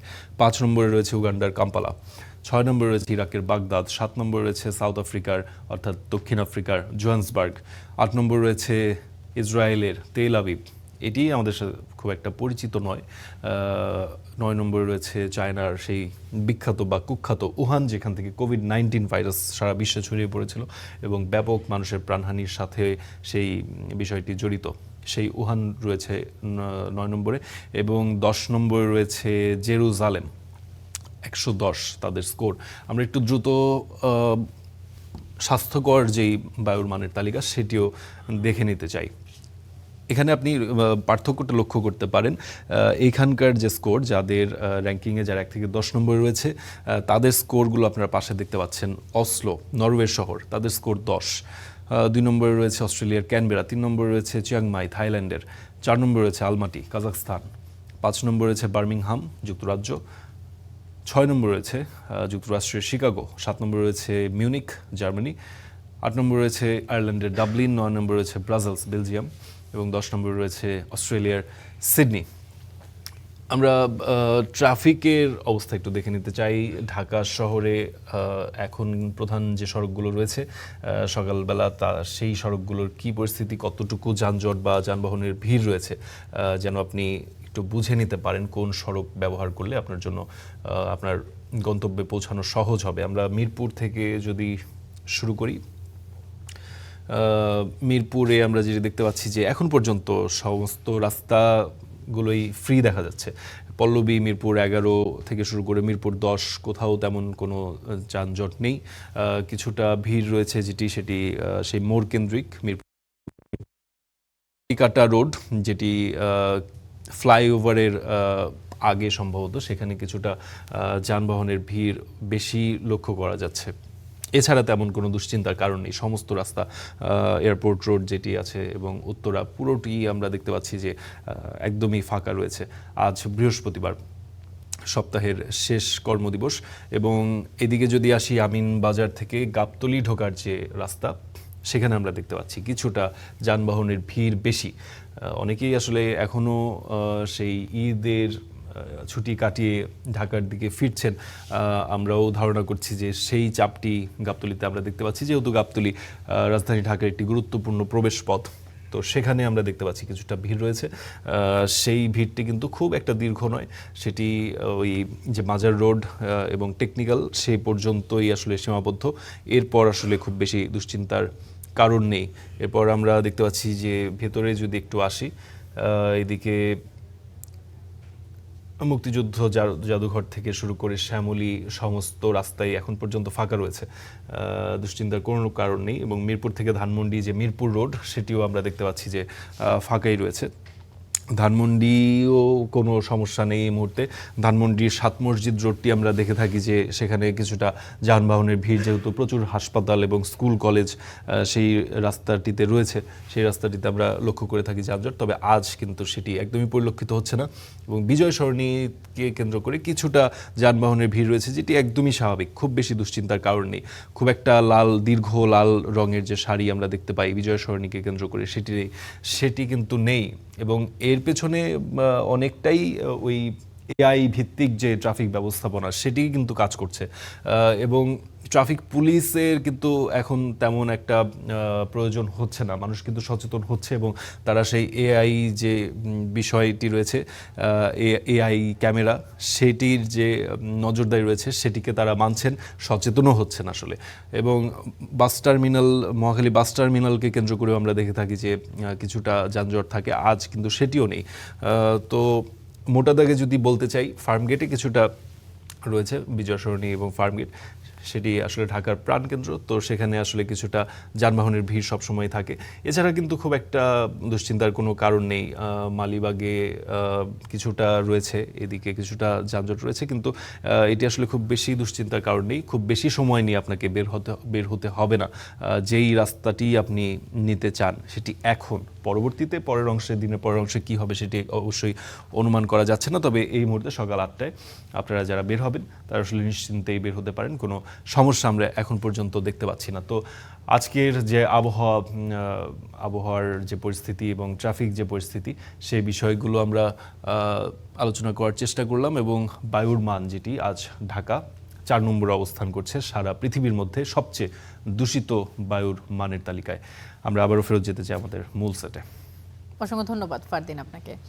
আলিফ, যে কথা দিয়ে সহকর্মী ফারদিন শেষ করছিল যে দূষিত শহরের তালিকায় ঢাকা 4 নম্বরে, বরাবরই নিয়মিত চিত্র হয়ে দাঁড়িয়েছে আসলে। সেটি অস্বস্তিকর হলেও আজকে সারাদিন কিন্তু ঢাকায় আবহাওয়া কিছুটা সহনীয় থাকবে, গরমের খুব একটা তীব্রতা থাকবে না। আবহাওয়ার খবর, সেই সঙ্গে বৃষ্টিরও সম্ভাবনা রয়েছে যেমনটি বলছিলেন আর কি ফারদিন। সুতরাং তীব্র গরম থেকে ঢাকাবাসী অন্তত একটু মুক্তি পাবে সপ্তাহের শেষ দিনে। সম্প্রতি এটিএম ও সিআরএম বুথগুলোতে দেখা যাচ্ছে টাকার সংকট। রাজধানীর বিভিন্ন এলাকার বুথে টাকা পাচ্ছেন না বলে অভিযোগ অনেক গ্রাহকের। নিজস্ব ছাড়া অন্য ব্যাংকের গ্রাহকদের শাখা থেকে টাকা দিচ্ছে না কিছু ব্যাংক। সংকটের কথা স্বীকার করেছে বাংলাদেশ ব্যাংক, জানিয়েছে শিগগিরই স্বাভাবিক হবে এটিএম বুথের লেনদেন। ঈদে নগদ টাকা তোলার চাহিদা বেশি থাকলেও স্বাভাবিক সময়ে তা কমে আসে, কিন্তু হঠাৎ করেই ব্যাংকের এটিএম বুথগুলোতে দেখা গেছে টাকা সংকট। বুধবারও রাজধানীর কিছু এলাকায় এই দৃশ্য দেখা গেছে। গ্রাহকদের অভিযোগ, বিভিন্ন বুথ ঘুরেও মিলছে না টাকা। আমি সাধারণত এই বুথ থেকে টাকা তুলি। তো আগে এখানে 3টা কাউন্টার ছিল বা 3টা মেশিন ছিল যেগুলোতে টাকা থাকতো। তো আজকে আসার পরে দেখলাম যে 3টা মেশিনের ভিতরে 2টায় টাকা নেই। আমি এই পাশে আরও 2টো বুথে গেলাম, ওই 2টাই ছিল না। আমাকে বললো এটা আসতে, তো এটা আসার পরও আমি দেখলাম বললো যে আনঅ্যাভেলেবেল। 20,000 টাকার জন্য প্রথমে পাঞ্চ করলাম, প্রথমে বললো যে এটা আউট অফ সার্ভিস। দ্বিতীয় মেশিনে গেলাম, তখন তারা আবার টাকা দিয়ে পাসওয়ার্ড দিলাম, তারা বললো টাকা নেই। রমনা গিয়েছি, রমনা পাইনি, রমনা থেকে এখানে আসছি, এখানেও পাইনি। আগে এরকম কখনো হয় নাই। নগদ টাকা সংকটের কথা স্বীকার করেছে কেন্দ্রীয় ব্যাংক। শিগগিরই সংকট কেটে যাবে বলে জানিয়েছে বাংলাদেশ ব্যাংক। ঈদুল আজহার সময় আমাদের প্রচুর ক্যাশ কারেন্সি ব্যবহৃত হয়েছে গরুর হাটগুলোতে, তো যে কারণে এগুলো বেশিরভাগ ক্যাশ কারেন্সি এখন মার্কেটে গেছে এবং সেগুলো ব্যাংকিং সিস্টেমে আবার জমা হতে শুরু করেছে। তো সাময়িকভাবে একটু চাপ থাকে, এই জন্য কিছু কিছু এটিএম বুথে ব্যাংকগুলো যে ক্যাশ কারেন্সি ফিট করতে তাদের একটু সময় লাগছে জিনিসটা। তো এটা আমার মনে হচ্ছে এটা খুব দ্রুততম সময়ে যখন ক্যাশগুলো আবার ফিরে আসবে তখন এটা স্বাভাবিক হয়ে যাবে। বর্তমানে সারা দেশে ব্যাংকের এটিএম ও সিআরএম বুথের সংখ্যা 21,739টি। গেল মার্চ মাসে এসব বুথের মাধ্যমে লেনদেন হয়েছে 53,467 কোটি টাকা। Walid Sakib, star news, Dhaka. নোয়াখালীর বেগমগঞ্জে এজেন্ট ব্যাংকিংয়ে জালিয়াতির মাধ্যমে গ্রাহকদের বিপুল অর্থ হাতিয়ে নেওয়ার অভিযোগ উঠেছে। সার্ভার সমস্যার অজুহাতে গ্রাহকের 2 কোটির বেশি টাকা লোপাট করেছে এই চক্র। এই ঘটনায় মূল অভিযুক্ত এজেন্ট ব্যাংকিংয়ের শাখা ম্যানেজার পলাতক। কষ্টার্জিত টাকা ফেরত পেতে প্রতিদিন ব্যাংকের সামনে ভিড় করছেন ভুক্তভোগী গ্রাহকরা।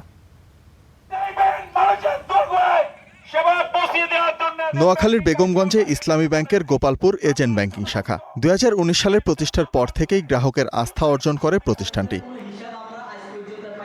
তবে সেই আস্থা পুঁজি করেই গ্রাহকের কোটি কোটি টাকা লোপাটের অভিযোগ উঠেছে এই শাখার কর্মকর্তাদের বিরুদ্ধে। ভুক্তভোগী গ্রাহকদের অভিযোগ, গত বছরের জানুয়ারি থেকেই তাদের অর্থ হাতিয়ে নেয় এজেন্ট ব্যাংকিং শাখার ম্যানেজার জাকির হোসেন সাগর, সাবেক শাখা ম্যানেজার ওমর ফারুক, পরিচালক ইসফাক ইয়াসিন এবং কম্পিউটার অপারেটর নূরনাহার নিশি। সার্ভার সমস্যার অজুহাত দেখিয়ে 2বার আঙুলের ছাপ নেওয়া হয় বলেও অভিযোগ তাদের।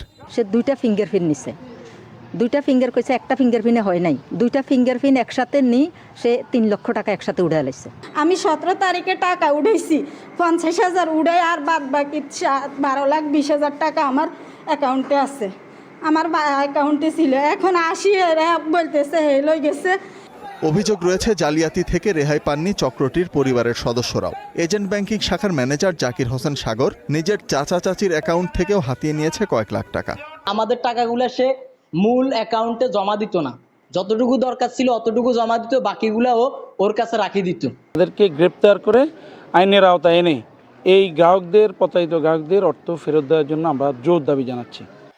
এ ঘটনায় পলাতক মূল অভিযুক্ত সাগর। কষ্টার্জিত টাকা ফেরত পেতে প্রতিদিন ব্যাংকের সামনে ভিড় করছেন শত শত গ্রাহক। আমরা নিরীহ মানুষ এবং আমাদের উপরে অত্যাচার, আপনার এই ব্যাংক যে অফিসাররা, আমরা এটা বিচার চাই, আমাদের টাকাগুলো চাই। আমরা অনেক কষ্ট করি, না খাই না ওদের টাকা জমা রাখছি, এখন আমাদের টাকাগুলো কিভাবে আউট হয়ে গেল। ইসলামী ব্যাংক কর্মকর্তারা বলছেন জালিয়াতির এই ঘটনায় তদন্ত চলছে। তালিকা হচ্ছে ভুক্তভোগী গ্রাহকদের। ডায়েরি সংগ্রহ করেছি, এগুলো আমাদের জোনাল অফিসে আছে, জোনাল অফিস তদন্ত করে দেখতেছে, দেখার পরে এটা বলা যাবে কি পরিমাণ তসরুফ হয়েছে, কি পরিমাণ টাকা আত্মসাৎ হয়েছে। তবে আমরা এখন লোকমুখে শুনতেছি জাকির ব্রাজিল চলে গেছে। তদন্ত হচ্ছে এবং প্রধান কার্যালয়েও শেখা হচ্ছে, ইভেন বাংলাদেশ ব্যাংক থেকেও এই বিষয়গুলো খোঁজখবর নেওয়া হচ্ছে। তো আমরা আশা করছি যে খুব সর্বাত্মক চেষ্টার মাধ্যমে আমাদের আইনশৃঙ্খলা বাহিনী জড়িত আছে, আমাদের নিয়মিত ফোর্স সেখানে যাচ্ছেন বেগমগঞ্জ থানা থেকে, ওনারাও যথেষ্ট কার্যকর উদ্যোগ নিয়েছে এবং স্থানীয় গণ্যমান্য ব্যক্তি যারা আছেন তাদের সহ আমরা কথা বলেছি। আমরা আশা করছি যে একটা সম্মিলিত চেষ্টার মাধ্যমে এই রহস্য উদ্ঘাটন হবে। এজেন্ট ব্যাংকিংয়ের এই শাখায় গ্রাহক 4,000-এরও বেশি। Desk report, star news. বাগেরহাটের নিয়তির মোড় এলাকায় মঙ্গলবার রাতে দুর্বৃত্তের হামলায় নিহত হয়েছেন কৃষক দল নেতা বাদল মোড়ল। এ বিষয়ে আরও বিস্তারিত জানাতে যুক্ত হচ্ছেন এস সোহান। কথা বলবো সোহানের সঙ্গে। সোহান, শুরুতেই শুভ সকাল। গতকাল যে কৃষক দল নেতা বাদল মোড়ল মঙ্গলবার খুন হয়েছেন। গতকাল জানাজা হয়েছে আমরা দেখতে পেয়েছিলাম। এরপর কি আর কোনো ধরনের উত্তেজনা ছড়িয়েছে কিনা, এখন কি পরিস্থিতি বিরাজ করছে, এবং গতকাল প্রশাসন বলছিল যে এখনও গ্রেপ্তার করার চেষ্টা চলমান, সেটির পরিস্থিতি বাকি?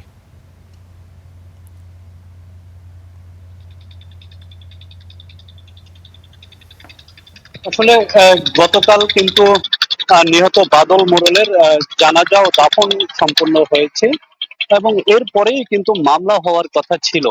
তবে পুলিশ বলছে এখন পর্যন্ত বাদলের পরিবারের পক্ষ থেকে থানায় কোনো অভিযোগ দেওয়া হয়নি, যার ফলে আজকে সকাল পর্যন্ত কিন্তু মামলা হয়নি। অন্যদিকে এই যে খুনের ঘটনায় কিন্তু ওই বারুইপাড়া এলাকায় বেশ উত্তেজনা বিরাজ করছে এবং বিএনপি ও কৃষক দলের নেতাকর্মীরা যেহেতু এই খুনের ঘটনায় জামাতকে দায়ী করছে, সরাসরি কারো নাম না বললেও তারা জামাতের ইন্ধন আছে এবং জামাতের নেতাকর্মীরা এই খুনটি করিয়েছে এমন অভিযোগ বারবার করছে। সেই অভিযোগের প্রেক্ষিতে কিন্তু গতকাল রাতে জামাতের কিছু অফিসে ভাঙচুর চালানো হয়েছে বলে আমরা খবর পেয়েছি। দুই একটি বাড়ি ঘরেও হামলা হয়েছে এমন খবর পেয়েছি। তবে প্রায় 2 দিন পার হয়ে গেলেও মামলা না হওয়ার বিষয়টিকে বিএনপি বেশ নেতিবাচক হিসেবে দেখছে এবং বিএনপি এবং জেলা কৃষক দলের পক্ষ থেকে কিন্তু বারবার হুঁশিয়ারি দেওয়া হচ্ছে যে অতি দ্রুত যদি এই যারা হত্যাকাণ্ডের সাথে জড়িত তাদেরকে গ্রেপ্তার না করা হয় বা তাদেরকে শনাক্ত করে আইনের আওতায় না আনা হয়, তাহলে কিন্তু বিএনপির পক্ষ থেকে বৃহত্তর কর্মসূচি দেওয়া হতে পারে। বাগেরহাট থেকে এই ছিল আমার কাছে কৃষক দল নেতা বাদল হত্যার সর্বশেষ ঘটনা। সুরাহা না হলে বিএনপির পক্ষ থেকে আরও কর্মসূচি নেওয়া হতে পারে। পরবর্তীতে অবশ্যই আপডেট আপনি আমাদের জানাবেন। সোহান, আপনাকে ধন্যবাদ। চাঁপাইনবাবগঞ্জে সালিশি বৈঠকে দুপক্ষের সংঘর্ষে প্রাণ গেছে একজনের, আহত আরও 10 জন। এ বিষয়ে বিস্তারিত জানাবেন মাহমুদুল হাসান তুষার। তুষার, এই যে ঘটনা সালিশকে কেন্দ্র করে যে সংঘর্ষ এবং তাতে নিহত একজন, আহত অন্তত 10 জন, এটিকে কেন্দ্র করে কোনো মামলা হয়েছে কিনা এবং প্রশাসনের পক্ষ থেকে কি তথ্য পেলেন?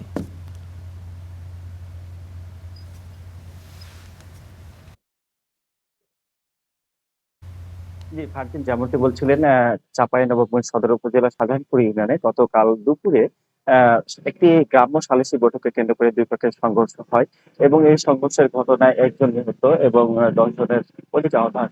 আহতদের মধ্যে 2 জনের অবস্থা আশঙ্কাজনক, তাদেরকে রাজশাহী মেডিকেল হাসপাতালে রেফার করা হয়েছে। বাকিদেরকে চাঁপাইনবাবগঞ্জ জেলা হাসপাতালে এখানে চিকিৎসা দেওয়া হচ্ছে।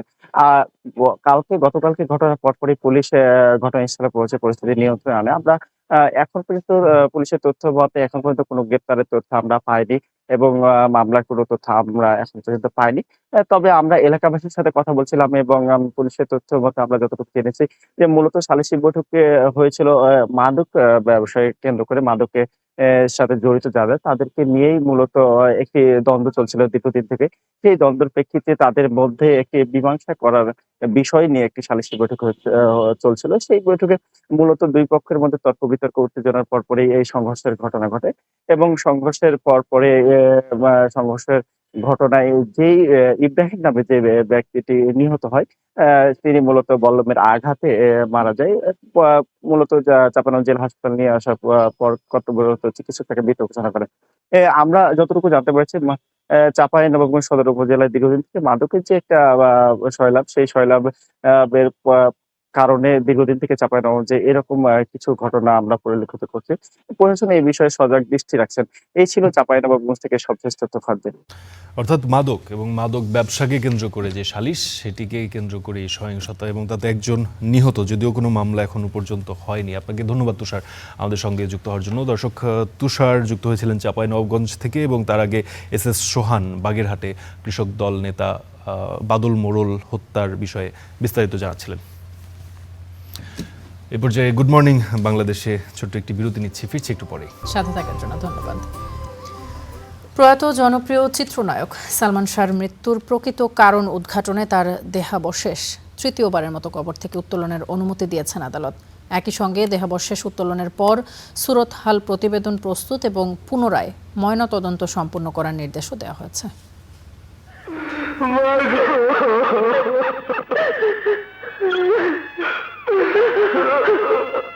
কোটি ভক্তের হৃদয়ের স্বপ্নের নায়ক তিনি, আবার কারো কাছে অনন্ত প্রেমের প্রতিমূর্তি। বাংলা চলচ্চিত্রের বরপুত্র নায়ক সালমান শাহ। এখানে দুজনে তার রহস্যে মোড়ানো মৃত্যুর পর পেরিয়ে গেছে ৩০ বছর, তবু আজও উদ্ঘাটন হয়নি প্রকৃত সত্য।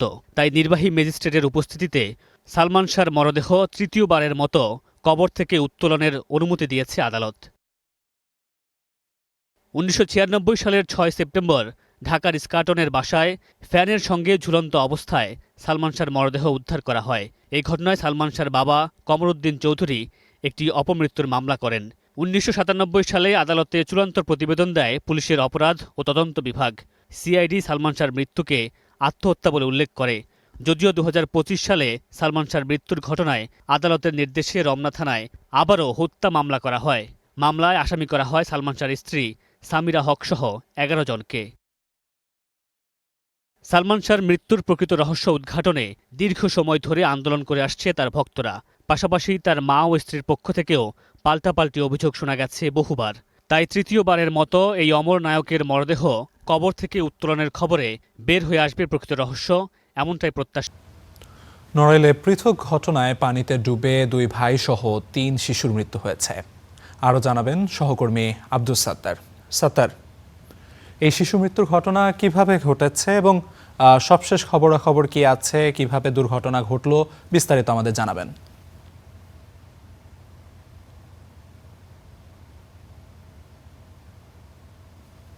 আলিফ, আপনাকে ধন্যবাদ। আসলে গতকাল নড়াইলে দুটি মর্মান্তিক ঘটনা ঘটেছে। পৃথক দুটি স্থানে পানিতে ডুবে আপন ২ ভাই সহ ৩ শিশুর মৃত্যু হয়েছে। আমি এই মুহূর্তে আছি নড়াইল পৌরসভার ভাটিয়া গ্রামে। এখানে কিন্তু গতকাল আপন ২ ভাই অর্থাৎ আবু বক্কর এবং তার বয়স ৫ বছর এবং আপনার ওমর ফারুক, তার বয়স ২ বছর, এরা ২ ভাই বাড়ির পাশে যে পুকুর ছিল সেই পুকুরে ডুবে মারা যায়। আমরা কথা বলেছি এই শিশুটির বাবার সাথে, মাজেদুল শেখ। আমরা জানতে পেরেছি যে তিনি আসলে দিনমজুরির কাজ করেন। সকালে তিনি কাজে বেরিয়ে যান এবং তার মা রিমা খানম ঘুমিয়েছিলেন। সবার অজান্তে শিশু দুটি কিন্তু বাড়ির সামনে যে পুকুর সেই পুকুরে ডুবে যায় এবং সকাল ১০টার দিকে তার মায়ের ঘুম ভাঙার পরে শিশু দুটিকে না পেয়ে খোঁজাখুঁজি করে এবং এক পর্যায়ে বাড়ির পাশে যে পুকুর সেখানে তাদের মৃতদেহ পায় এবং তারা কিন্তু পরিবারের লোকজন সবাই এগিয়ে এসে তাদেরকে পেট থেকে পানি বের করে বাঁচানোর চেষ্টা করে, কিন্তু আসলে পারেনি। এক পর্যায়ে নড়াইল জেলা হাসপাতালে নিয়ে গেলে কর্তব্যরত চিকিৎসক মৃত ঘোষণা করে। একই সাথে নড়াইল সদর উপজেলার সিংহে সোলপুর ইউনিয়নের সোলপুর গ্রামে ১.৫ বছর বয়সী শিশুটির নাম আব্দুর রহমান, তিনি বাড়ির পাশের একটি গর্তে পড়ে মারা যায়। সেখানে কিন্তু আসলে সেই শিশুটিও কিন্তু মারা যাওয়ার পরে তাদের যে লোকজন তারা নড়াইল জেলা হাসপাতালে নিয়ে আসেন এবং সেখানে আসার পরে কিন্তু শিশুটিকে মৃত ঘোষণা করে।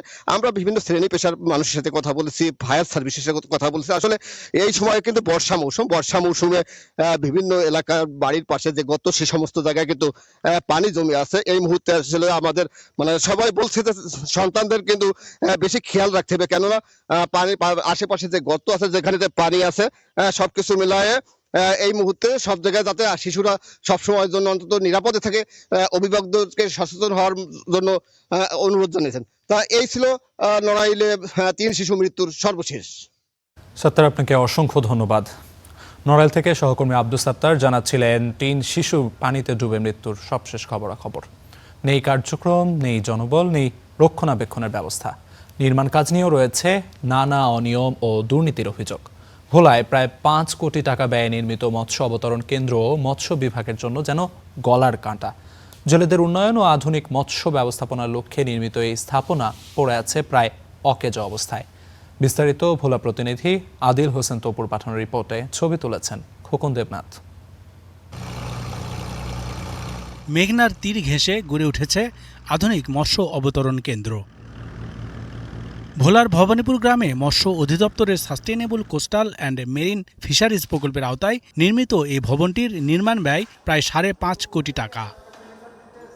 তবে স্থানীয়দের অভিযোগ, চুক্তি অনুযায়ী জেনারেটর, মিনি হিমাগার, বরফ সংরক্ষণ ও প্যাকেজিং সুবিধাসহ বিভিন্ন যন্ত্রপাতি সরবরাহের কথা থাকলেও তার কিছুই নেই স্থাপনায়। যাতায়াতের সমস্যা এবং কি ওখানে কোনো বরফ কল নাই, কোনো কোলেস্টোর করার কথা, কোলেস্টোরও নাই, ওখানে মানুষের ব্যবসা করবো কীভাবে?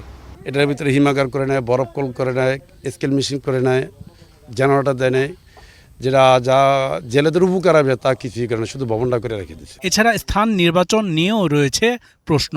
জেলে ও ব্যবসায়ীরা বলছেন অবতরণ কেন্দ্রের সামনেই জেগে উঠেছে চর, ফলে মাছ ধরার বড় নৌকা বা ট্রলার ঘাটে ভিড়তে পারবে না, মাছ খালাস কিংবা বেচাকেনাও সম্ভব নয়। এমন জায়গায় ওই ভবনটি করছে, ওখানের জেলেরা যাইতেছে না বা অযৌক্তিক একটি ভবন ওই জায়গায় করে রাখছে। এরা নৌকা টোকা বিরানোর কোনো সেফ নেই, জায়গাটা এটা কী করে দিয়ে গেল কোনো কিছু, এটা বেকার করে সরকারের কোটি কোটি টাকা লস করে। তবে ঠিকাদারি প্রতিষ্ঠানের দাবি প্রকল্প বাস্তবায়নে তাদের অতিরিক্ত অর্থ ব্যয় করতে হয়েছে। যে পিজেড কনসালটেন্ট এরা এসে এইটাকে সিলেক্ট করছে এবং ওই অনুযায়ী আমাদেরকে সাইট বুঝাইয়ে দিচ্ছে। আমরা আসলে ভাই অসহায়, 10টা কাজ নিতে কি ধরনের খরচ দেয় তো বোঝেন। তো আমরা করতে পারলাম 5টা এবং 5টারও রিভাইজ জমা দিচ্ছি, সেখানেও আমাদেরকে তারা রিভাইজটাকে অনুমোদন না দিয়া চলে গেল। চলতি বছরের মার্চে ভবনগুলো স্থানীয় মৎস্য বিভাগের কাছে হস্তান্তর করা হলেও এগুলোর পরিচালনা ও রক্ষণাবেক্ষণ নিয়ে স্পষ্ট কোনো পরিকল্পনা নেই।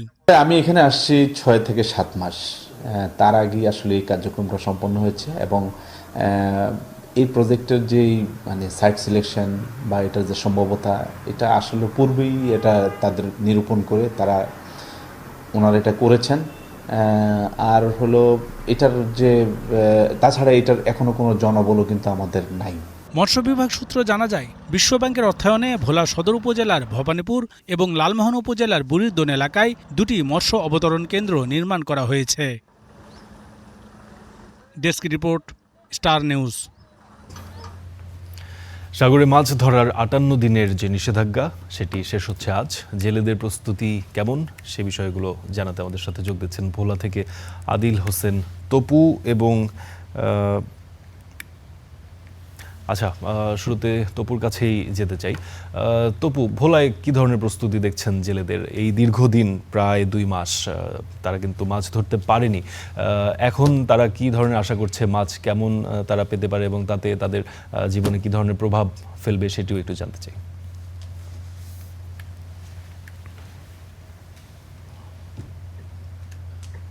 ফারদিন, শুভ সকাল।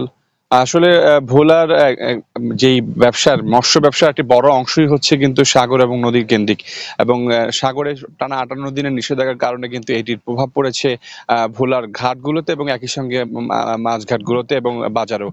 সব মিলিয়ে যে 58 দিন নিষেধাজ্ঞা এটি উঠে যাওয়ার পরে কিছুটা জেলেরা নতুন উদ্যম নিয়ে তারা মাছ ধরতে নামবেন এবং সেটি 15 এপ্রিল থেকে 11 জুন পর্যন্ত এই নিষেধাজ্ঞা 58 দিনে এটি জেলেদের উপর অনেকটা কষ্টসাধ্য হয়েছিলেন, যেহেতু নদীতেও এই মুহূর্তে মাছ নেই। তো সাগরে যদি এই মাছ ধরা শুরু করা যায় তাহলে সেই ক্ষেত্রে কিছুটা তারা স্বস্তি নিয়ে তারা মাছ ধরতে পারবেন। যদিও জেলেরা বলছেন যে অভিযানের শেষ দিক, এই অভিযানের পরে কিন্তু বৈরী আবহাওয়া এবং জলদস্যুর কিছুটা উপদ্রব বৃদ্ধি পাওয়ার কারণে তারা একটু শঙ্কার মধ্যে রয়েছেন। সেই ক্ষেত্রে আবহাওয়াটা যদি ভালো হয় তাহলে সেই ক্ষেত্রে জেলেরা মাছ ধরতে যাবেন এবং তারা মাছ ধরে আসতে আরো 7 দিনের মতো লাগবেন। অপরদিকে তারা বলছেন যে যেহেতু জলদস্যুর একটা উপদ্রব আছে, সেই ক্ষেত্রে এইসব জায়গার নিরাপত্তা নিশ্চিত করার জন্য কোস্টগার্ড এবং নৌপুলিশকে তারা আরো বেগবান, তাদের টহল বেগবান করার তারা দাবি জানিয়েছেন। এবং ভোলার এই 58 দিনের অভিযানে প্রায় 63,954 জন জেলের জন্য প্রায় 5,000 মেট্রিক টন চাল দেওয়ার কথা বলেছে মৎস্য বিভাগ, তবে সেটি জেলা কিন্তু এখনো পায়নি, অনেক জেলারাই পায়নি। এটি নিয়ে জেলারা অসন্তোষ জানিয়েছেন এবং ভবিষ্যতে এই যে অভিযানের কালীন সময় যে চালটি সেটি যেন সঠিকভাবে দেওয়ার দাবি জানিয়েছেন। তো অভিযানের পরবর্তীতে মাছ যখন শুরু হবে ধরা, তখন হয়তোবা বাজারে আস্তে আস্তে এর দাম কমে আসবে এবং জেলেরা এবং ব্যবসায়ীরা এবং যারা ক্রেতা তারাও এই মাছ কিছুটা কম দামে কিনতে পারবেন বলে জানিয়েছেন। তো ভোলার মাছঘাট থেকেই ছিল আমার কাছে সর্বশেষ।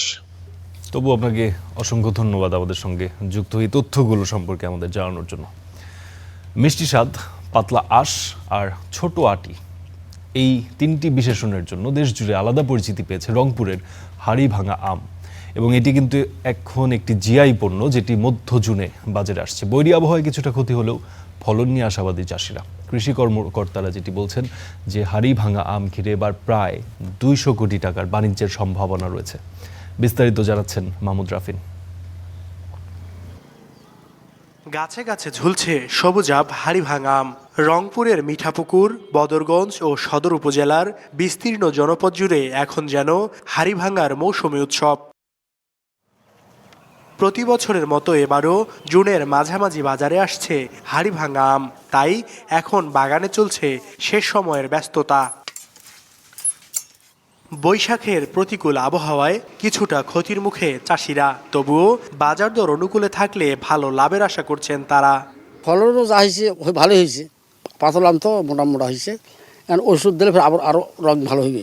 অনেক গুটি আম পড়ে গেছে, কিন্তু তারপরও যা আম আছে যদি বাজার ভালো হয় আমরা ইনশাল্লাহ লাভবান হব। লাভজনক হওয়ায় গত 2 দশকে দ্রুত বেড়েছে আবাদ, তবে নেই সংরক্ষণ ও প্রক্রিয়াজাতকরণের সুযোগ। হিমাগার ও আম প্রক্রিয়াজাতকরণ শিল্প গড়ে তোলার দাবি চাষি ও উদ্যোক্তাদের। কোল্ড স্টোরের অভাবে আমাদের এই আমগুলো নিম্ন দামে, অতি স্বল্প দামে আমরা বেচতে হচ্ছে। এখানে তো হাজার হাজার একর জমি আম আছে, শুধু আম না, কাঁচামাল আরও অন্য জিনিস আবাদ হয়। যদি কোল্ড স্টোর হয় আমাদের জন্য খুব ভালো হয়। কৃষি সম্প্রসারণ অধিদপ্তরের তথ্য অনুযায়ী রংপুরে প্রায় 2500 হেক্টর জমিতে হাড়িভাঙা আমের আবাদ হয়েছে। উৎপাদন লক্ষ্যমাত্রা প্রায় 49,000 মেট্রিক টন, যার বাজার মূল্য প্রায় 200 কোটি টাকা। আমরা আশা করছি এবছর আমরা প্রায় 39,000 মেট্রিক টন আমরা হাড়িভাঙা আম পাবো। আমাদের লক্ষ্যমাত্রা নির্ধারণ করা হয়েছে এভাবেই। আর আশা করছি প্রায় 200 কোটি টাকার ব্যবসা হাড়িভাঙার সাথে জড়িত হবে এই রংপুর অঞ্চলে। উৎপাদন, সংরক্ষণ ও বাজারজাতকরণে আধুনিক ব্যবস্থাপনা নিশ্চিত করা গেলে দেশের কৃষি অর্থনীতিতে গুরুত্বপূর্ণ সম্ভাবনা হয়ে উঠতে পারে হাড়িভাঙা আম। Mahmud Rafin, Star News, Rangpur. দেখছেন গুড মর্নিং বাংলাদেশ, ফিরছে একটু পর। দর্শক আমন্ত্রণ গুড মর্নিং বাংলাদেশে। ঘড়িতে এখন 8:38 বাজে, কিন্তু আলিফ তাবান্না আমাদের গুড মর্নিং শো কিন্তু এখনো শেষ হয়নি। আপনাদের কাছে নিশ্চয়ই আরও কিছু প্রসঙ্গ রয়েছে। জি, আমরা ফিরতে চাচ্ছি আন্তর্জাতিক খবরে। আন্তর্জাতিক প্রসঙ্গ, ঘোষণা দিয়ে টানা দ্বিতীয় দিনের মতো ইরানে হামলা চালালো যুক্তরাষ্ট্র। দেশটির বিভিন্ন টার্গেটে হামলা হয়েছে বলে জানিয়েছে সেন্টকম। জবাবে মধ্যপ্রাচ্য জুড়ে মার্কিন বাহিনীর 18টি স্থাপনায় পাল্টা হামলা চালিয়েছে ইরান। ফের পুরোপুরি বন্ধ করে দিয়েছে হরমুজ প্রণালী। এই পরিস্থিতিতে সতর্কতা জারি করেছে প্রতিবেশী দেশগুলো। স্থানীয় সময় সন্ধ্যা, একের পর এক মার্কিন হামলায় এভাবেই দাও দাও করে জ্বলছে ইরানের দক্ষিণাঞ্চল। টানা দ্বিতীয় দিনের মতো ইরানে হামলা চালালো যুক্তরাষ্ট্র। মার্কিন সেন্ট্রাল কমান্ডের বিবৃতি অনুযায়ী বুধবার স্থানীয় সময় বিকেলে একযোগে হামলা চালানো হয় ইরানের বিভিন্ন টার্গেটে। তাদের ভাষ্য, এসব হামলা আত্মরক্ষামূলক। বুধবার অভিযানের আগেই হামলার ঘোষণা দিয়েছিলেন মার্কিন প্রেসিডেন্ট ডোনাল্ড ট্রাম্প। প্রতিরক্ষামন্ত্রী পিট হেগসেথের দাবি, সমঝোতার সুযোগ কাজে লাগাতে ব্যর্থ হয়েছে ইরান। ব্যঙ্গ করে বলেন, তাই তেহরানকে এবার বোঝানো হবে বোমা দিয়েও দর কষাকষি করা যায়। চুক্তিতে পৌঁছাতে সুযোগ দেয়া হয়েছিল ইরানকে, কিন্তু তারা কালক্ষেপণ করছে। যদি তাই হয় তাহলে ওয়াশিংটন যুদ্ধের পথই বেছে নেবে। যদি বোমা দিয়ে আলোচনা করতে হয় তাহলে আমরা তাই করব, আর এতে আমরা খুবই দক্ষ। মার্কিন হুমকি ধামকিকে অবশ্য পাত্তাই দেয়নি ইরান। পাল্টা হুঁশিয়ারি, দেশ রক্ষায় প্রয়োজনীয় পদক্ষেপ নিতে কোনো দ্বিধা করবে না ইরানি সশস্ত্র বাহিনী। যুক্তরাষ্ট্র পরস্পর বিরোধী বার্তা দিয়েও বারবার যুদ্ধবিরতি লঙ্ঘন করে কূটনৈতিক প্রক্রিয়াকে ক্ষতিগ্রস্ত করেছে। লেবাননেও বারবার যুদ্ধবিরতি ভঙ্গ করেছে ইসরায়েল। কূটনীতিতে কাজ না হলে সামরিক পদক্ষেপ নিতেই হবে। গত রাতের ঘটনায় প্রমাণ করে দেশের প্রতিরক্ষায় ইরানের সশস্ত্র বাহিনী কোনো দ্বিধা করে না। মার্কিন হামলার পর ইরানের কার্যক্রমে বাঘাইয়ের বক্তব্যেরই প্রতিফলন দেখা যাচ্ছে। ফের হরমুজ প্রণালী পুরোপুরি বন্ধ করে দিয়েছে তারা। অতিক্রমের চেষ্টা করায় 2টি জাহাজে চালানো হয়েছে হামলা। তাসনিমের তথ্য অনুযায়ী পাল্টা অভিযানে মধ্যপ্রাচ্যে মার্কিন বাহিনীর 18টি গুরুত্বপূর্ণ স্থাপনাকে লক্ষ্যবস্তু করা হয়েছে। 2টি ধাপে পরিচালিত এই অভিযানে অংশ নিয়েছে আইআরজিসির নৌ ও বিমান ইউনিট। পরিস্থিতির উত্তাপ ছড়িয়ে পড়েছে প্রতিবেশী দেশগুলোতেও। নাগরিকদের নিরাপদ স্থানে যেতে বলেছে বাহরাইন। বাগদাদে মার্কিন নাগরিকদের জন্য সর্বোচ্চ সতর্কতা জারি করেছে দেশটির দূতাবাস। ইফাতিরা, স্টার নিউজ। পশ্চিমবঙ্গ রাজ্যে ক্ষমতার পালাবদল এবং দলীয় কোন্দলের জেরে এবারে জাতীয় রাজনীতিতে সবচেয়ে বড় গুঞ্জন। কংগ্রেসে একীভূত হতে যাচ্ছে তৃণমূল। দলীয় সূত্রের খবর, মমতা বন্দ্যোপাধ্যায়কে সর্বভারতীয় কংগ্রেসের সহসভাপতি পদের প্রস্তাব দিয়েছেন সোনিয়া গান্ধী। অন্যদিকে অভিষেক বন্দ্যোপাধ্যায়ের জন্য রাহুল গান্ধীর প্রস্তাব সর্বভারতীয় সাধারণ সম্পাদক পদের। দিল্লির এই হাই ভোল্টেজ রাজনৈতিক ঘটনা নিয়ে এখন পশ্চিমবঙ্গ জুড়ে চলছে তুমুল আলোচনা। প্রশ্ন উঠেছে, কংগ্রেস ভেঙে তৃণমূল কংগ্রেস গঠন করেছিলেন সেই মমতা বন্দ্যোপাধ্যায় কি আবারও পুরনো দলেই ফিরছেন? জলে ভাসিয়ে দিয়ে দল ছেড়ে চলে যাব না। ভারতের রাজনীতিতে ফিরে আসছে পুরনো সমীকরণ। পশ্চিমবঙ্গে সাম্প্রতিক রাজনৈতিক পট পরিবর্তনের পর থেকে চরম সংকটে রয়েছে তৃণমূল কংগ্রেস শিবির। মমতা বন্দ্যোপাধ্যায়ের মুখ্যমন্ত্রিত্ব চলে যাবার পর একদিকে রাজ্য বিধানসভায় তৈরি হয়েছে ৬০ জন বিদ্রোহী তৃণমূল বিধায়কের নতুন গ্রুপ, অন্যদিকে দলের ২৮ জন লোকসভা সদস্যের মধ্যে প্রায় ২০ জনই এখন বিদ্রোহ ঘোষণা করে বসে আছেন। সাবেক মুখ্যমন্ত্রী মমতা বন্দ্যোপাধ্যায়ের রাজনৈতিক ক্যারিয়ারের বড় অংশ কাটে কংগ্রেস শিবিরে। মাত্র ১৫ বছর বয়সে দলটির ছাত্র শাখায় যুক্ত হন তিনি। আড়াই যুগের রাজনীতিতে কেন্দ্রীয় রেলমন্ত্রীও ছিলেন মমতা। ২৬ বছর পর কংগ্রেস ছেড়ে তৃণমূল কংগ্রেস গঠন করে শুরু হয় নতুন পথ চলা। বর্তমানে তৃণমূলের চরম ভাঙনের মাঝেই শুরু হলো মমতার পুরনো দলে ফেরার গুঞ্জন। জানা গেছে, সোনিয়া গান্ধীর দেয়া সর্বভারতীয় সহসভাপতি পদের প্রস্তাব পাওয়ার পর সিদ্ধান্ত নেয়ার জন্য কিছুটা সময় চেয়েছেন তৃণমূল নেত্রী। আর এই জল্পনা নিয়ে বেলেঘাটায় তৃণমূল বিধায়ক কুণাল ঘোষের মুখে শোনা গেল রহস্যজনক সুর। सोनिया जी कांग्रेस का लीडर है, ममता जी हमारा लीडर है, तो राहुल जी उनका लीडर है, अभिषेक हमारा लीडर है, तो वो लोग क्या मीटिंग में क्या हुआ नहीं हुआ इसके ऊपर कोई कमेंट नहीं करूँगा। একসময় পশ্চিমবঙ্গে মমতার কট্টর বিরোধী নেতা হিসেবে পরিচিত অধীর রঞ্জন চৌধুরীকে কিছুদিন আগেই প্রদেশ কংগ্রেস সভাপতির পদ থেকে সরানো হয়েছে। যখন মমতার কংগ্রেসে প্রত্যাবর্তন নিয়ে নানামুখী আলোচনা চলছে, ঠিক তখনই এই বিষয়টি নিয়ে তৃণমূল নেত্রীকে তীব্র কটাক্ষ করেছে বিজেপি। বর্তমানে কংগ্রেসের রাজনীতির যে পরিস্থিতি, দলে নেতা নেই, কর্মী নেই।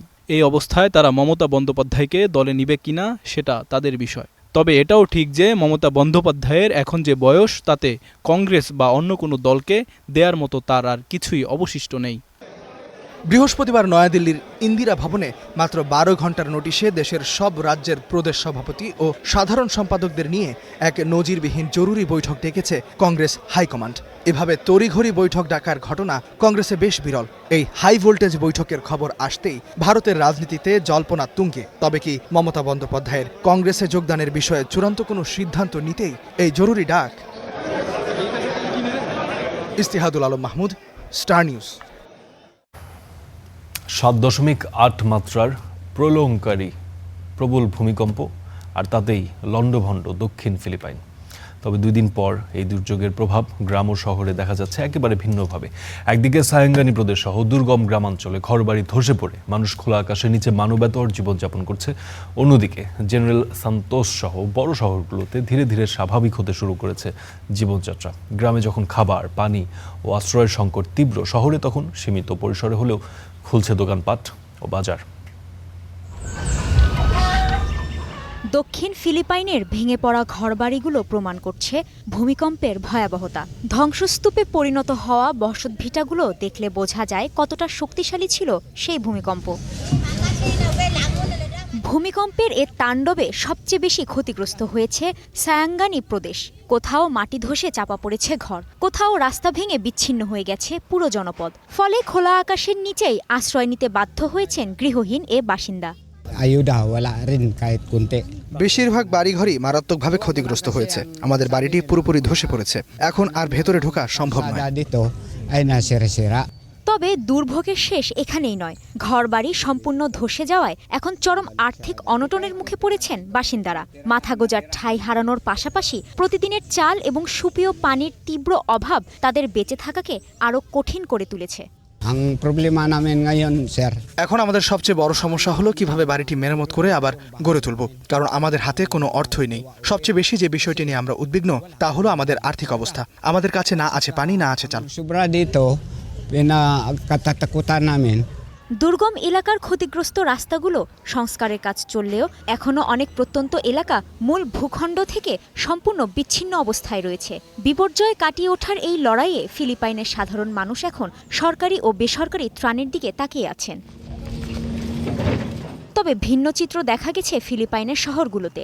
ভয়াবহ এই বিপর্যয়ের মধ্যেও দেশটির জেনারেল সান্তোস সিটির মতো বড় শহরগুলোতে জীবনযাত্রা ধীরে ধীরে স্বাভাবিক হতে শুরু করেছে।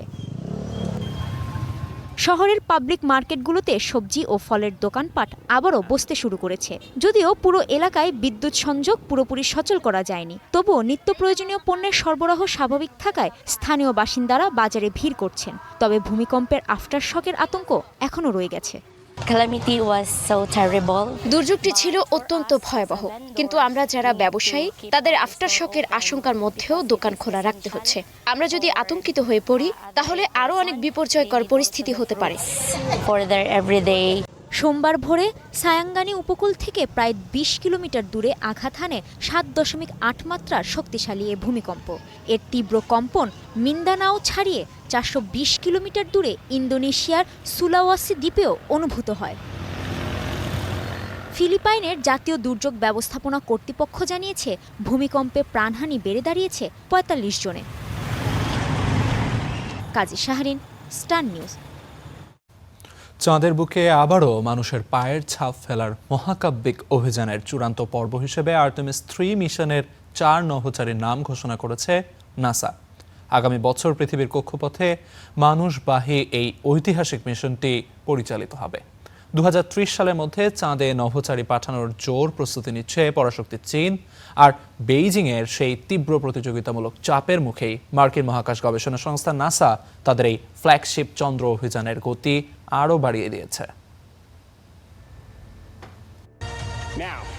লম্বা বিরতির পর চাঁদের বুকে মানুষের দীর্ঘমেয়াদী উপস্থিতি নিশ্চিত করতে নাসার সবচেয়ে জটিল কর্মসূচি আর্টেমিস। মঙ্গলবার এই অভিযানেরই শেষ অংশ আর্টেমিস 3 মিশনের 4 ক্রুর নাম ঘোষণা করল নাসা। আসন্ন এই মিশনে ডাক পেয়েছেন আমেরিকার অভিজ্ঞ 3 নভোচারী আন্দ্রে ডগলাস, ফ্রাঙ্ক রুবিও ও দলনেতা রেন্ডি ব্র্যাসনিক এবং ইউরোপীয় মহাকাশ সংস্থার ইতালীয় নভোচারী লুকা পারমিতানো। আগামী বছরের শেষের দিকে এই 4 জন মহাকাশচারীকে নিয়ে কক্ষপথের উদ্দেশ্যে পাড়ি জমাবে নাসার স্পেসক্রাফট।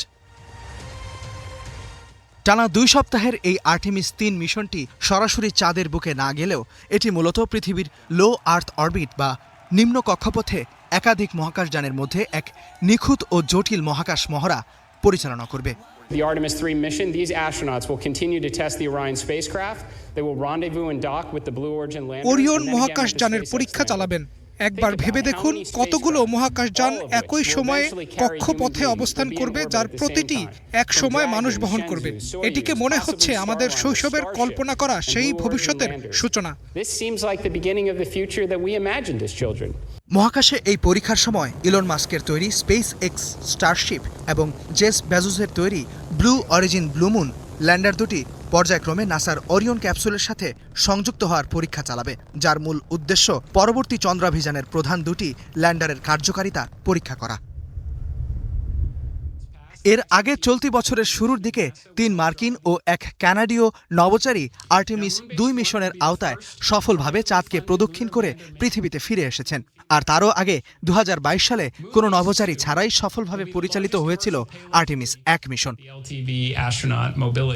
মহাকাশ বিজ্ঞানীরা বলছেন আর্টেমিস 3 হল চাঁদের মাটিতে সরাসরি মানুষ নামানোর আগে নাসার শেষ প্রস্তুতিমূলক মহাকাশ যাত্রা। এই পরীক্ষামূলক মিশনটি সফল হলে এর পরবর্তী ধাপে আবারও চাঁদের দক্ষিণ মেরুতে মানুষের সরাসরি পদধূলি পড়বে, যা মহাকাশ জয়ের ইতিহাসে এক নতুন দিগন্তের সূচনা করবে। ইস্তেহাদুল মাহমুদ, স্টার নিউজ। দর্শক, ঘুরের কাঁটা বলছে গুড মর্নিং বাংলাদেশের একেবারে শেষ প্রান্তে চলে এসেছি। আর এই পুরো আয়োজন জুড়ে আপনাদের সঙ্গে ছিলাম আমি তাসফিয়া তামান্না, আমি আমিরুল ইসলাম আলিফ এবং আমি ফারদিন খান।